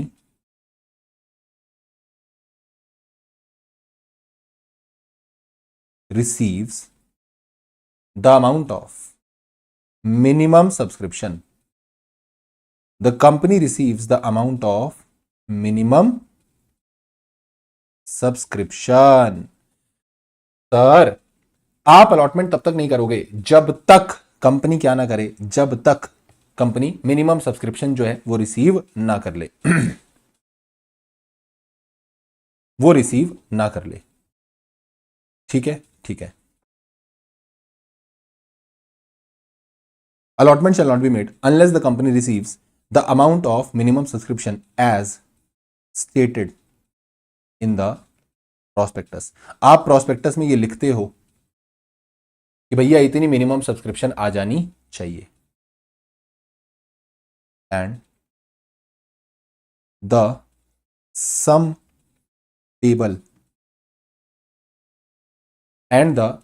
payable या इसको सेकंड लाइन में लिखो, रुको छोड़ो, सेकंड लाइन में लिखो, allotment minimum application value, minimum application value, allotment shall not be made. आप एक में लिखना चाहो एक में भी लिख सकते हो। फिर ऊपर आपको क्या करना पड़ेगा, ऊपर आपको यहां मिनिमम सब्सक्रिप्शन की हेडिंग काट के आप यहां लिख लेना minimum amount to be received, minimum amount to be received. Section 39 subsection 1 जो है वो मिनिमम सब्सक्रिप्शन की बात करता है, सेक्शन 39 सबसेक्शन 2 वो मिनिमम एप्लीकेशन वैल्यू की बात करता है। तो if you want to separate it तो आप सेपरेटली लिख सकते हो, एक ही साथ लिखना है तो एक ही साथ लिख देना, फिर यहां पे मिनिमम अमाउंट लिख देना, ठीक है। Allotment shall not be made unless the sum payable unless the sum payable on application for such amount has been paid and received by company, has been paid and received by company। वो minimum application amount जो है वो company को पे कर दिया गया है और कंपनी ने उसे क्या कर लिया है, रिसीव कर लिया है। सेक्शन 39 का है भाई ये रहा।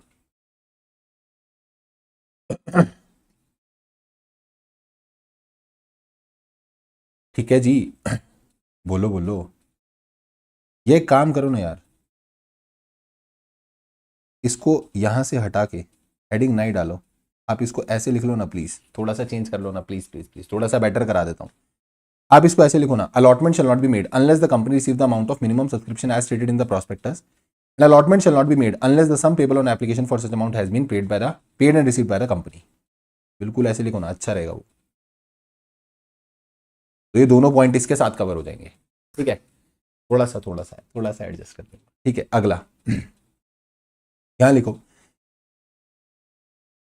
आगे लिखो second, application money payable on shares, application money payable on shares. और जो ये आप से दो चीजें पूछ रहे थे ना, ये आपसे पूछ रहे थे मिनिमम सब्सक्रिप्शन और application money payable on shares, तो हमने ये बता दिया मिनिमम सब्सक्रिप्शन वाला पॉइंट। अब हम यहां लिखेंगे application money payable on shares, तो लिखो amount payable, amount payable on application of a security shell not B, shell not B, बताओ कितने रुपए से कम नहीं होना चाहिए, कितने परसेंट से कम नहीं होना चाहिए, जल्दी बताओ। इट शैल नॉट बी, कितने परसेंट से कम नहीं होना चाहिए सर, 5% से कम नहीं होना चाहिए। It shall not be less then, it shall not be less than 5%, it shall not be less than 5% of face value of security, of face value of security. You can write nominal value also. Face value भी क्या होती है, face value बोल low nominal value बोल लो, एक ही बात है। तो अगर आप लिखोगे 5% ऑफ द फेस वैल्यू और 5% of the nominal value, both are same, should not be less than 5% of the nominal value या 5% of the face value of security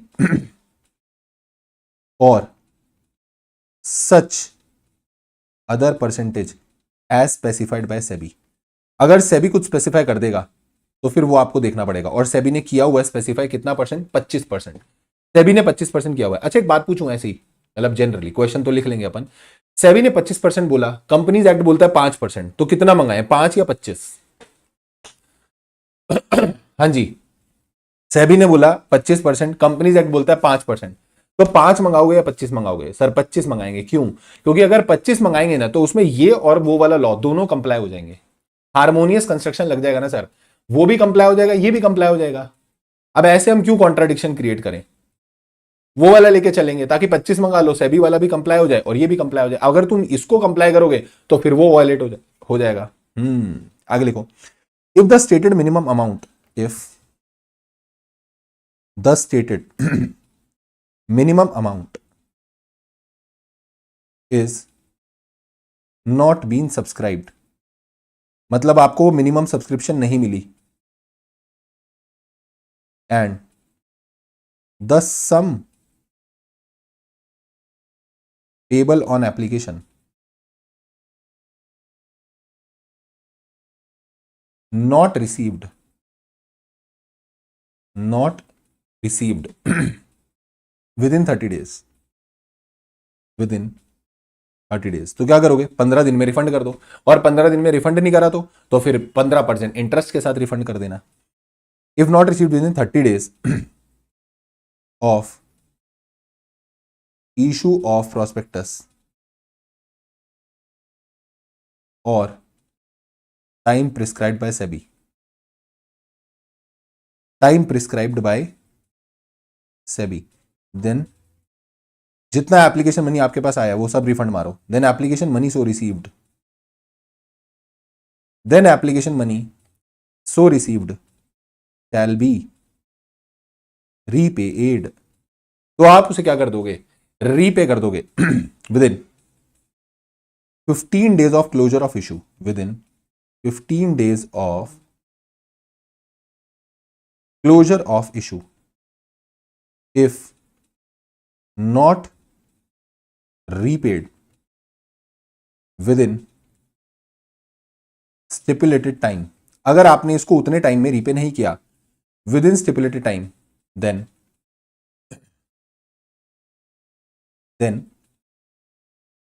companies directors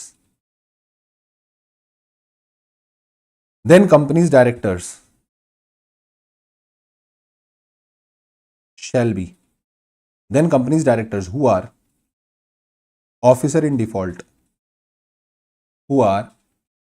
default shall be jointly and severally liable to pay such amount, and that amount is to be repaid to repay that amount, and that amount is to be repaid with interest at the rate of 15% per annum। तो फिर आपको 15% per annum के साथ क्या करना पड़ेगा, उसे refund करना पड़ेगा। ठीक है sir, easy easy easy PG easy PG sir. चले आगे, चलो नेक्स्ट क्वेश्चन पे आते हैं। ठीक है, सिंपल लग रहा है। इस बार कितने नंबर लेके आओगे लॉ में, बताना एक बार। कितनी तुम्हारी एक्सपेक्टेशन बन रही है कि तुम लॉ में इतने नंबर लेके आओगे, और तुम मेरे को रिजल्ट वाले दिन मैसेज करोगे कि सर हम इतने नंबर लेके आएंगे।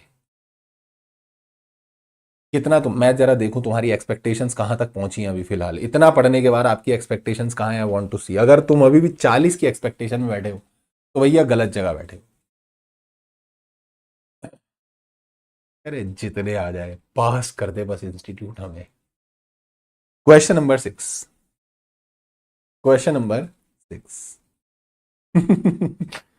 एक होता है कि बिडिंग लगती है ना तो ऊपर जाती है 60 70 80, तुम्हारी बिडिंग लगती है नीचे। क्या होता है, अभी 80 आ जाए, थोड़े 70 आ जाए, 60 आ जाए, अरे भगवान पास करा दो बस। Exemption you have to go for exemption at least, और 70 तो लाना ही है भाई, 70 तो मिनिमम बनते हैं। चलो आ जाओ, क्वेश्चन नंबर 6 पे आते हैं। क्वेश्चन नंबर 6 क्या बोलता है, A limited issued 1 lakh equity shares of ₹100 each at par. पढ़ना अच्छा क्वेश्चन है, इंपॉर्टेंट है, you can mark it as LDR, अच्छा है। एक कंपनी है सर, एक कंपनी है 1 लाख इक्विटी शेयर इशू करे, 100 रुपए का एक था, पार पे इशू हुआ। पार का मतलब होता है 100 का शेयर 100 पे इशू हुआ। बहुत बढ़िया, बहुत बढ़िया। The prospectus discloses the minimum subscription amount to be 15 lakh. तो बोला कि कम से कम हमारा अमाउंट कितना आना चाहिए, 15 लाख रुपए आना चाहिए। Okay, required to be received an application of shares and share application money shall be payable at ₹20 per share.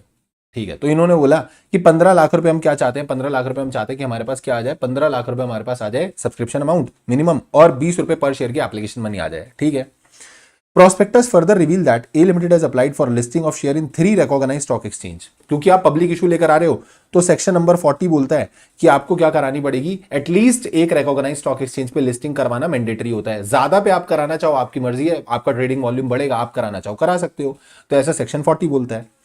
जिन 3 में उसने एप्लीकेशन डाली उनमें से एक ने उसको कर दिया नो, उसको कर दिया reject.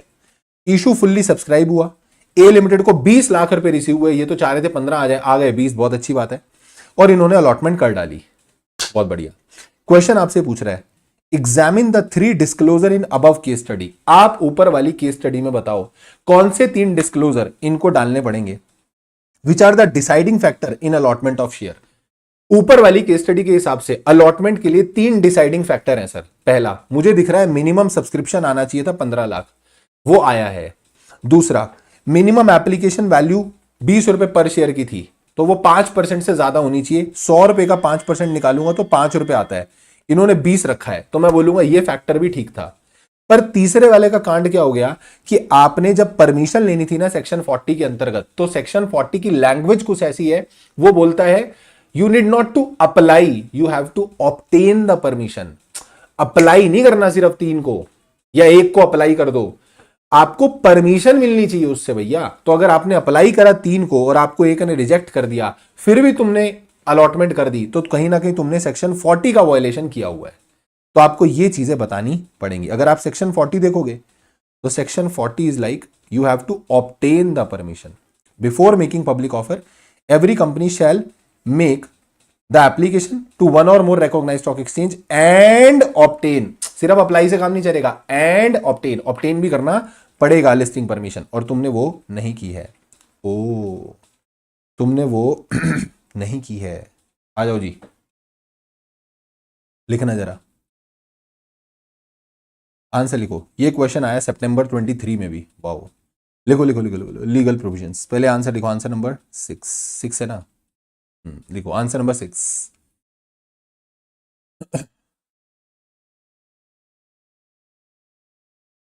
Following are the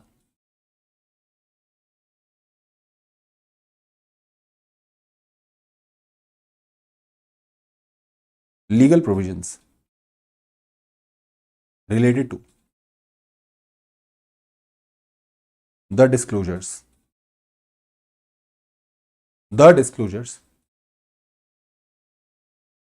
given in prospectus। First तो मैं बोलूंगा, ये क्या हो गया, फर्स्ट तो मैं बोलूंगा आप एज इट इज उठा लोगे यही दोनों पॉइंट। अब तुम मेरे को माफ करना, पर मैं ये तो करूंगा, ठीक है।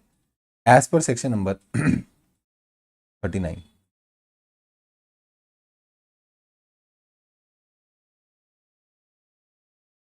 सर, यार सर,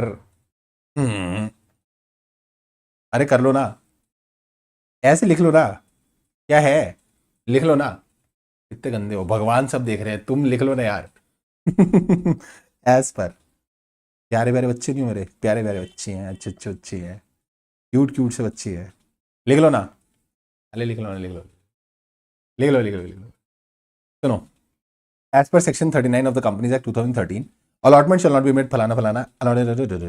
ठीक है, 25% वाला नहीं। अब यहाँ पे इन्होंने सेबी वाला कोई रोल बीच में नहीं डाला, तो हम 25% वाला नहीं डालेंगे बीच में। ठीक है। ओके सर, एप्लीकेशन मनी वाला भी हमने लिख लिया। ओके, अब आगे हम लिखेंगे इसके बाद, पहला हो गया ये, सेकंड हो गया ये, और थर्ड हो गया आपका as per section 40। As per section 40 of companies act 2013। ओहो, लिख रहे हो गया तुम? अब ये पहले लिखेंगे, पहले आप रुक जाओ, हम लिखेंगे। और मैं क्या करूं तब तक, तुमको देखूं, वो भी नहीं दिख रहे तुम। हे हरिराम कृष्ण जगन्नाथम। आईसीआई तो खेल ही रहा है, आप भी खेल रहे हो सर, कभी कभी तो खेलना बनता है। चलो, as per section 40 of the companies act 2013 every company making public offer, every company making public offer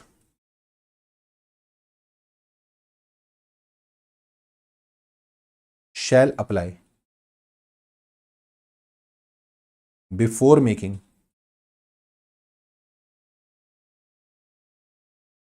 public offer to one or more recognized stock exchange and obtain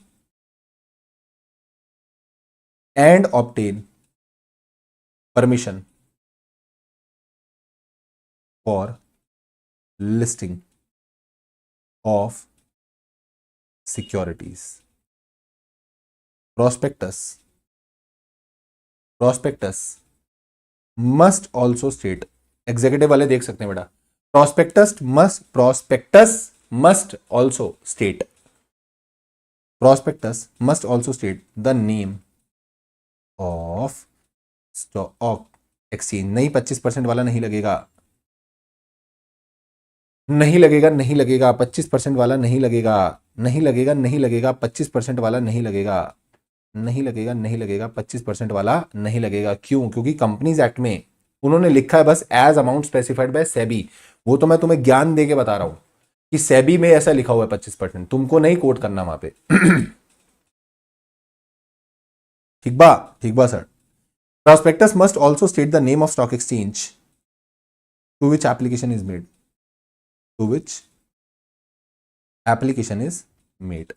लिख लो फटाफट जल्दी से जरा, 200 की स्पीड में लिखो, और इसको वैसे लिखा करो जैसे पेपर के लास्ट के 10 मिनट में लिखते हो ना, लास्ट के 10 मिनट में जो हम लिखते हैं बिल्कुल स्पीड वैसे होनी चाहिए हमारी। जल्दी से लिख लो फटाफट फटाफट फटाफट फटाफट फटाफट, जल्दी लिखो। लिख लिया? चलें आगे? जी सर, चलो आगे सुनना।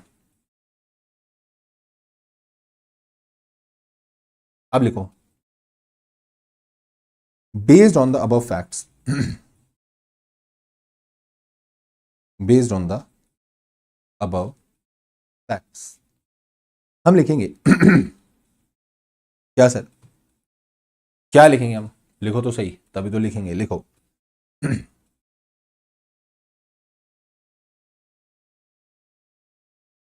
इन द गिवन केस, कंपनी का नाम बताओ, A limited. In the given case, A limited issued shares to public by indicating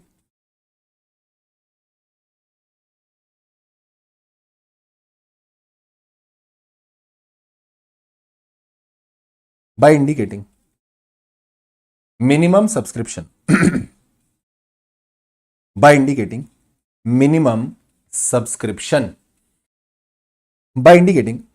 minimum subscription and sum payable on application,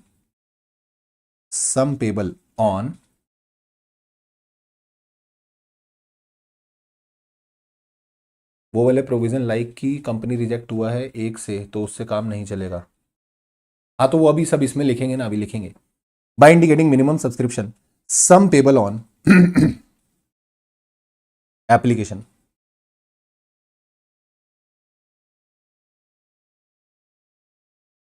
sum payable on application and applied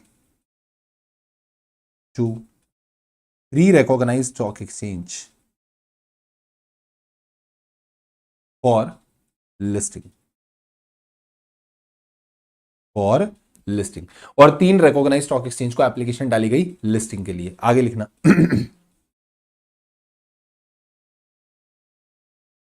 आगे लिखना, the company have complied with the provision of section 39 as the minimum subscription is received and the sum received on application money and the sum received on application money, that is rupees 20, is not less than 5% of face value. So these two conditions are fulfilled. However, as per section 40, it is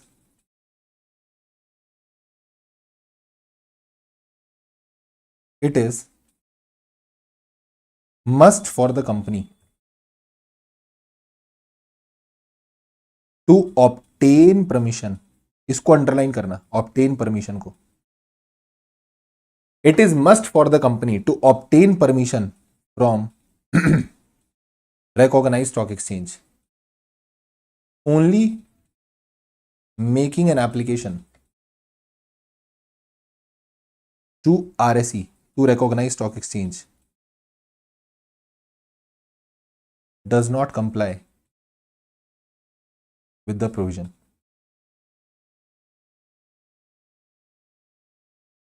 Company A Limited applied to pre-recognized stock exchange where one recognized stock exchange, एक recognized stock exchange ने तो आपको मना ही कर दिया, where one recognized stock exchange rejected the application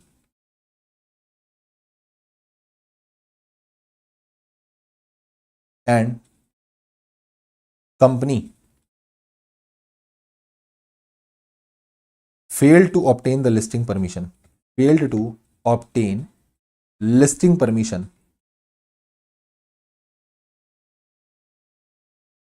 from such stock exchange. Company failed to obtain the listing permission from such stock exchange and allotted the shares. So, company violated the provisions of section 40। Company ने कहीं ना कहीं section 40 के provisions को violate करा है and therefore it shall B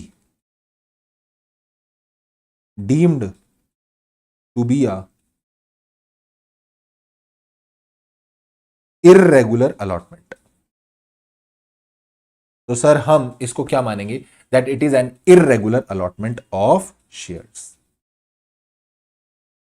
इसको माना जाएगा that it is an irregular allotment of shares. ये सर इर्रेगुलर अलॉटमेंट मानी जाएगी। समझे? बोलो बोलो। एंड consequently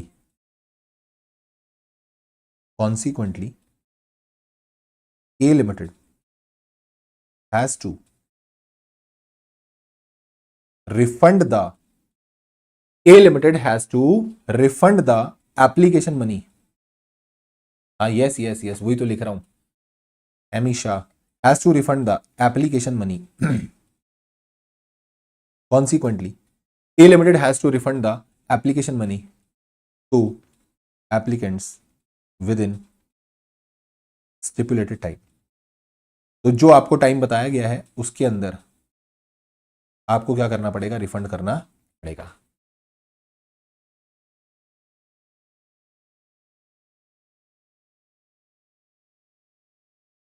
बोलो बोलो। क्लियर है जी? नहीं रजत साहब अभी नहीं दिखाई। क्लियर हो गया है? अरे जल्दी से बोल दो हाँ सर, फटाफट से बोल दो यस सर। चले आगे। Done done done done done sir. चलो क्वेश्चन नंबर 7। ओहो ये बढ़िया क्वेश्चन है भाई, ये क्वेश्चन बढ़िया है। पढ़ना जरा क्वेश्चन क्या है। CDS limited is a company planning to make a private placement of security. बहुत बढ़िया। कंपनी क्या लाना चाह रही है? कंपनी लाना चाह रही है प्राइवेट प्लेसमेंट ऑफ सिक्योरिटी। संतोष भैया वो टेलीग्राम ग्रुप में ही आएंगे, अपलोड कर देंगे, मैंने मैसेज पढ़ लिया आपका। CDS Limited is planning to make a private placement of securities. MD arranged to obtain a brief note from some source explaining the salient features of the issue of private placement। वो आपको बोल रहा है हमें एक note बना के दो कि अगर हम प्राइवेट प्लेसमेंट लाएंगे तो क्या क्या क्या क्या करना पड़ेगा। ठीक है, द बोर्ड ऑफ डायरेक्टर को क्या क्या अप्रूवल, मतलब क्या क्या दिमाग में रखना पड़ेगा while approving the proposal of this। जब वो प्राइवेट प्लेसमेंट का प्रपोजल अप्रूव करेंगे तो बोर्ड ऑफ डायरेक्टर वांट्स कि आप एक नोट बना के दो कि ये कंप्लायंसेस होते हैं प्राइवेट प्लेसमेंट के। अच्छा ठीक है sir. The brief note includes आप उन नोट में ना इन सारे वर्ड्स, इन सारे पॉइंट्स को प्लीज कंसीडर कर लेना। पहला, हमारे दिमाग में कुछ ऐसा चल रहा है, private placement shall be made only to a selected group of identified person not exceeding 200 in a financial year. तो क्या ऐसा होता है? आप उस नोट में बता देना। कंपनी ऐसा बोली, बोर्ड ऑफ डायरेक्टर बोले कि जो ये 200 लोगों की सीलिंग होती है ना, ये क्यूआईबीज को नहीं लगती, पर ये एम्प्लॉइज जिनको ईसॉप में शेयर मिलते हैं वो 200 की लिमिट में काउंट होते हैं। तो ऐसा हमें लग रहा है, आप हमें कंप्लायंसेस के बारे में बताओ कि क्या होता है। ऑफर ऑफ प्राइवेट प्लेसमेंट जो है वो एक ही बार लाया जा सकता है फाइनेंशियल ईयर में और मैक्सिमम 200 लोगों को दिया जा सकता है।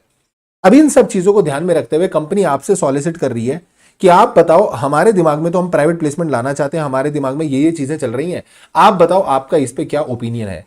तो आप इस पर अपना ओपिनियन जाहिर करें, पहले आप नोट बताएं उस पर। तो ये क्वेश्चन 2 बार एग्जाम में, मतलब एक बार जनवरी में एग्जाम में आ चुका है, एक बार एमटीपी में आ चुका है।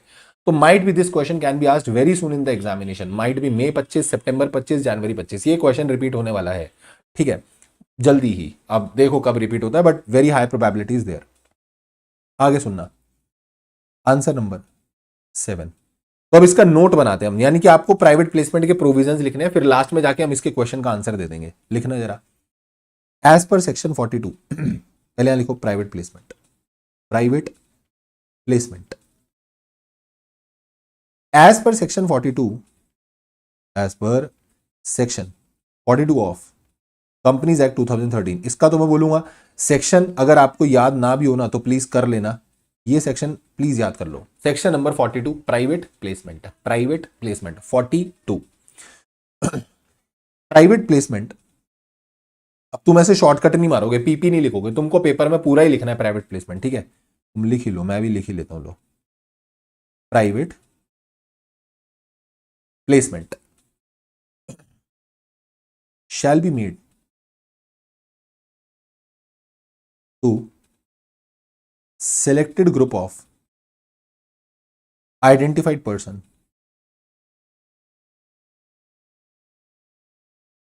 selected group of identified persons who are identified by board, who are identified by board, who are identified by board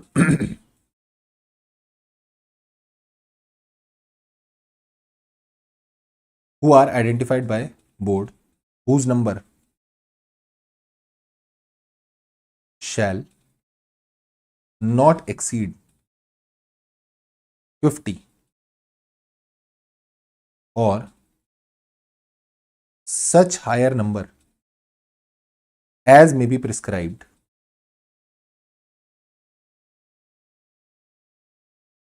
in a का मतलब एक financial year, in a financial year. आगे लिखो, as per rule 14,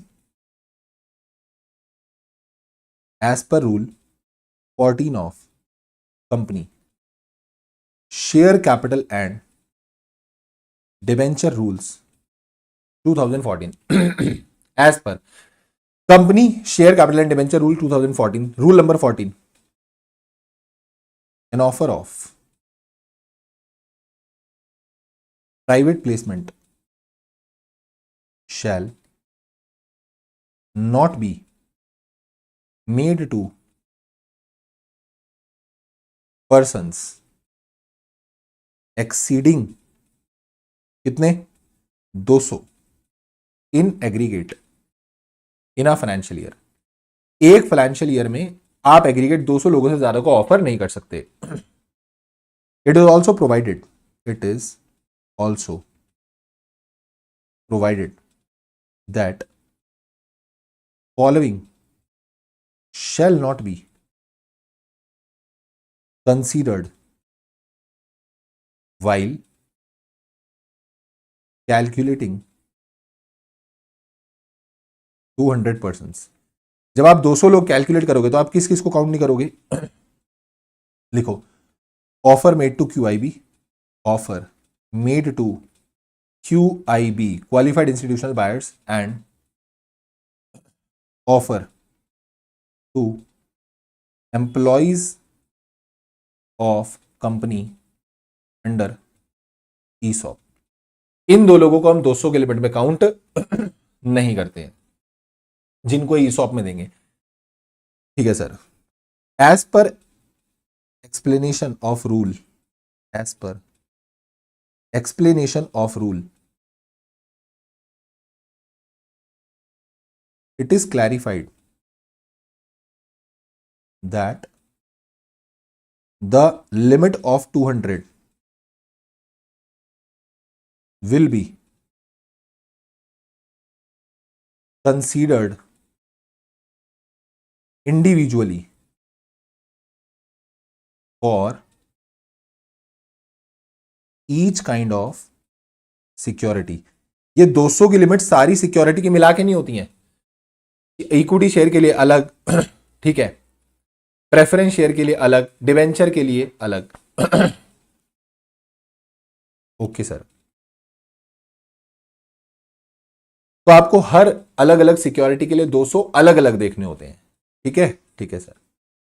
now based on above provision, based on above provision हम उनके remark देंगे।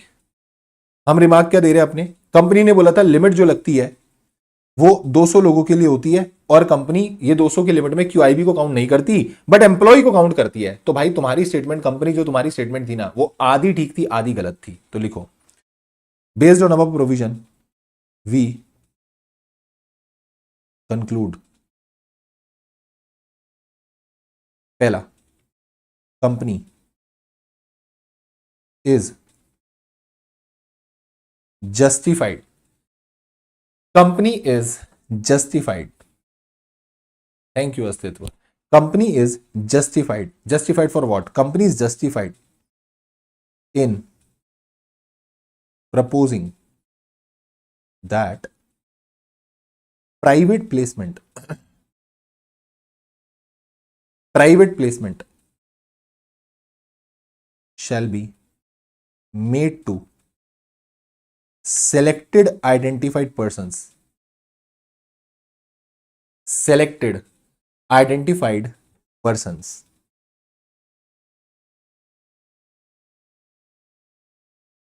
not exceeding 200 in a financial year. This statement is correct.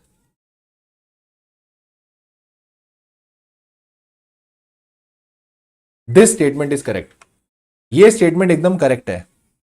Company is also correct in saying, company is also correct in saying that in the limit of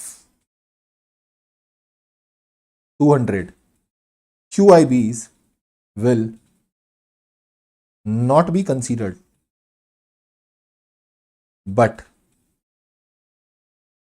company is not correct in saying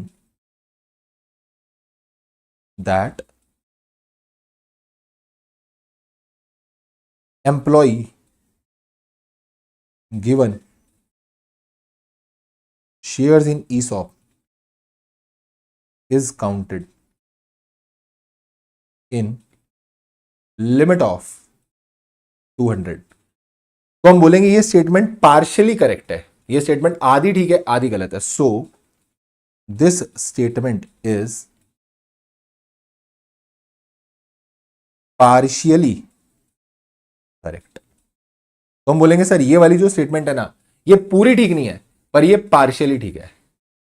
और दूसरी चीज इन्होंने क्या बोली थी, दूसरी चीज इन्होंने बोली थी कि कंपनी एक ही बार लेकर आ सकती है प्राइवेट प्लेसमेंट का ऑफर, 200 से ज्यादा नहीं है। तो भाई एक बार नहीं ला सकते, आप लाओ कितनी भी बार, बंदे 200 से ज्यादा क्रॉस नहीं होने चाहिए। तो लिखो, लिखो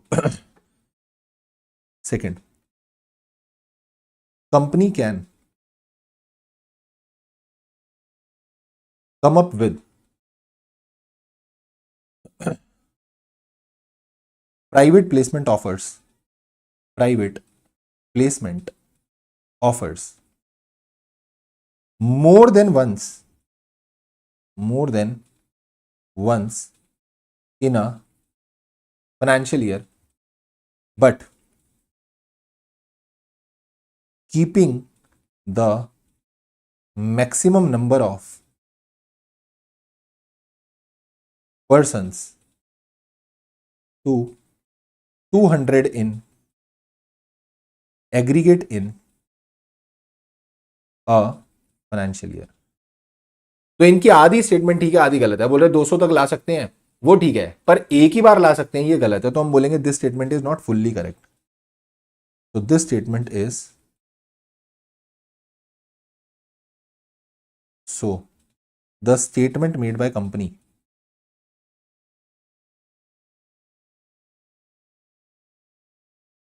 इज नॉट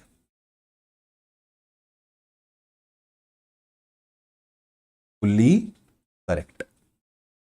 तो सर ये जो स्टेटमेंट है ये फुल्ली करेक्ट नहीं है।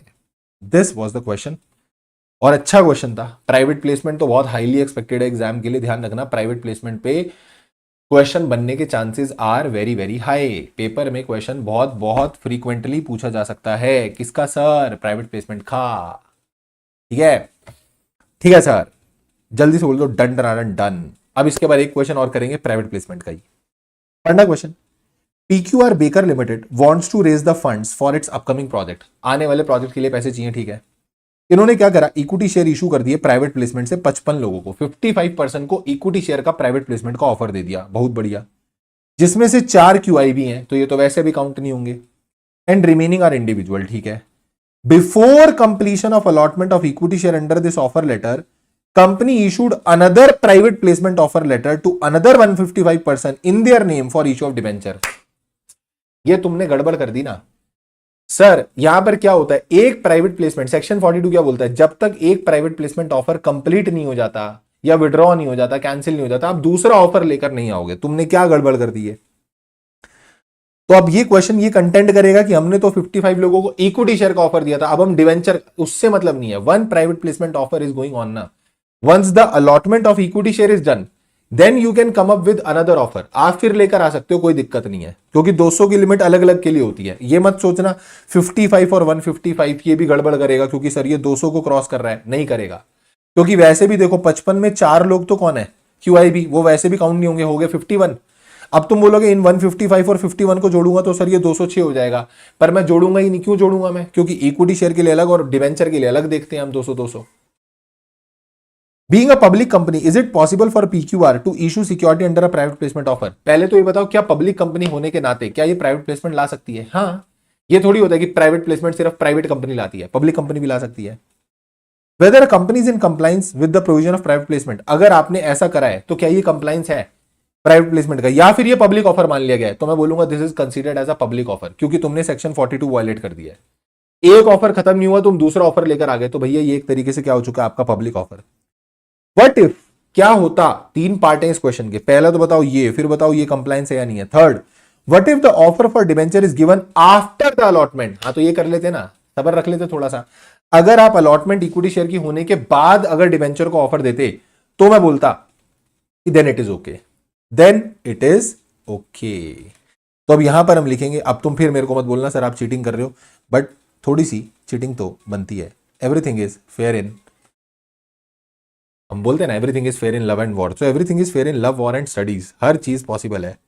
आ जाओ, तुम ऐसी कॉपी ले लो ना यार, मेरे को तुमको देख के ऐसे लगता है यार तुम कॉपी नहीं कर पाते। शिट,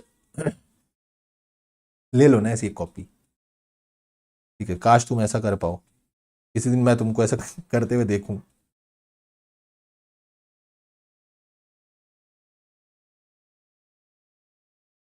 मेरे को पता है, तुम मेरे को पता है इस समय कैसे देख रहे हो, तुम मेरे को इस समय ऐसे देख रहे हो, है ना?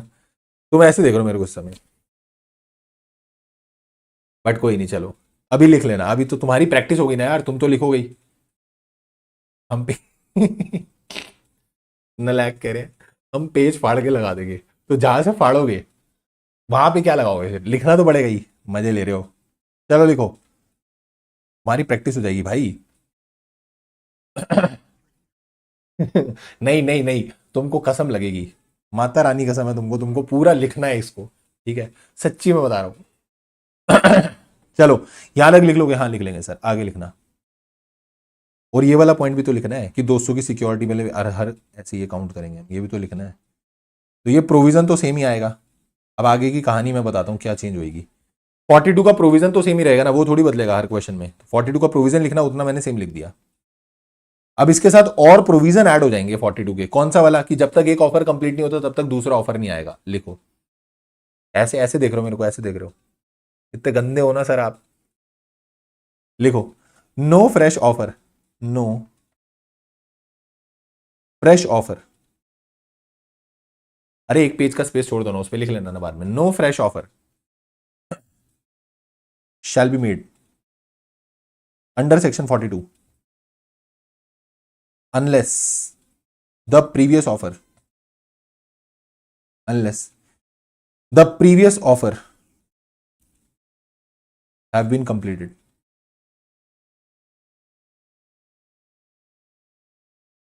Unless the previous offer have been completed or withdrawn और abandoned लिखा हुआ है लॉ में, तो abandoned का मतलब कैंसिल्ड भी लिख सकते हो, ठीक है। और abandoned बाय कंपनी, मैं लिख दे रहा हूं यहां पे abandoned, बट यहां पे आप कैंसिल भी लिख सकते हो, ठीक है। abandoned का मतलब कंपनी ने क्वैश कर दिया, कैंसिल कर दिया। और एक प्रोविजन और लिख लेना, any offer not in compliance of section 42 will be treated as a public offer, will be treated as a public offer। हम उसको ट्रीट करेंगे सर किसकी तरह? पब्लिक ऑफर की तरह, ठीक है। ये आपने लिख दिए सारे प्रोविजंस, रेलेवेंट प्रोविजंस। क्लियर जी। अब उसने आपसे 3 क्वेश्चन पूछे हैं, हम 3 क्वेश्चन के आंसर दे देंगे। आ जाओ, क्या 3 क्वेश्चन के आंसर देने हैं? सबसे पहला आंसर लिखो, सबसे पहला आंसर, आंसर नंबर 1। कंपनी का नाम क्या है? ABC limited, PQR. लिखो,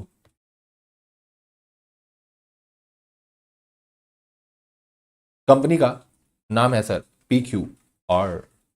लिखो PQR, PQR limited, PQR bakers, PQR bakers limited is allowed. पहले तो बोल रहा था बताओ पब्लिक कंपनी है, हम प्राइवेट प्लेसमेंट ला भी सकते हैं, नहीं ला सकते? ला सकते हैं। PQR baker limited is PQR baker limited is allowed to, लिख लो ना यार, allowed to raise fund by private placement, by private placement. PQR Baker Limited is allowed to raise fund by private placement. Company given offer to 55 persons, out of which 4 were QIB. So the offer was in compliance of section number 42। Second, दूसरी चीज क्या थी sir? दूसरी चीज ये थी कि इन्होंने पहला ऑफर खत्म होने से पहले दूसरा ऑफर निकाल दिया। क्या वो सही था? नहीं। लिखो, private placement offer of debenture was made and before completing its private placement of made before completing the allotment of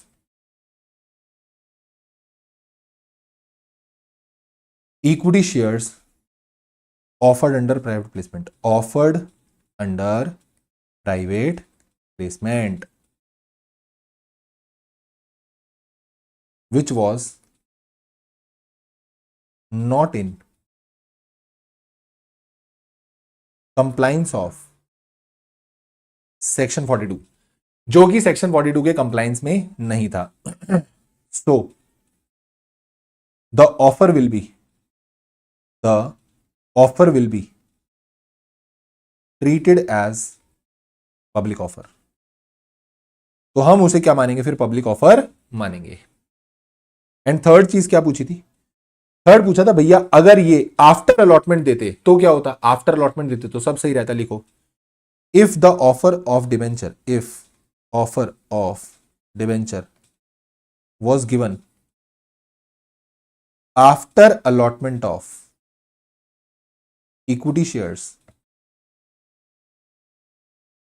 after allotment of equity shares then both offers can be considered as private placement offers.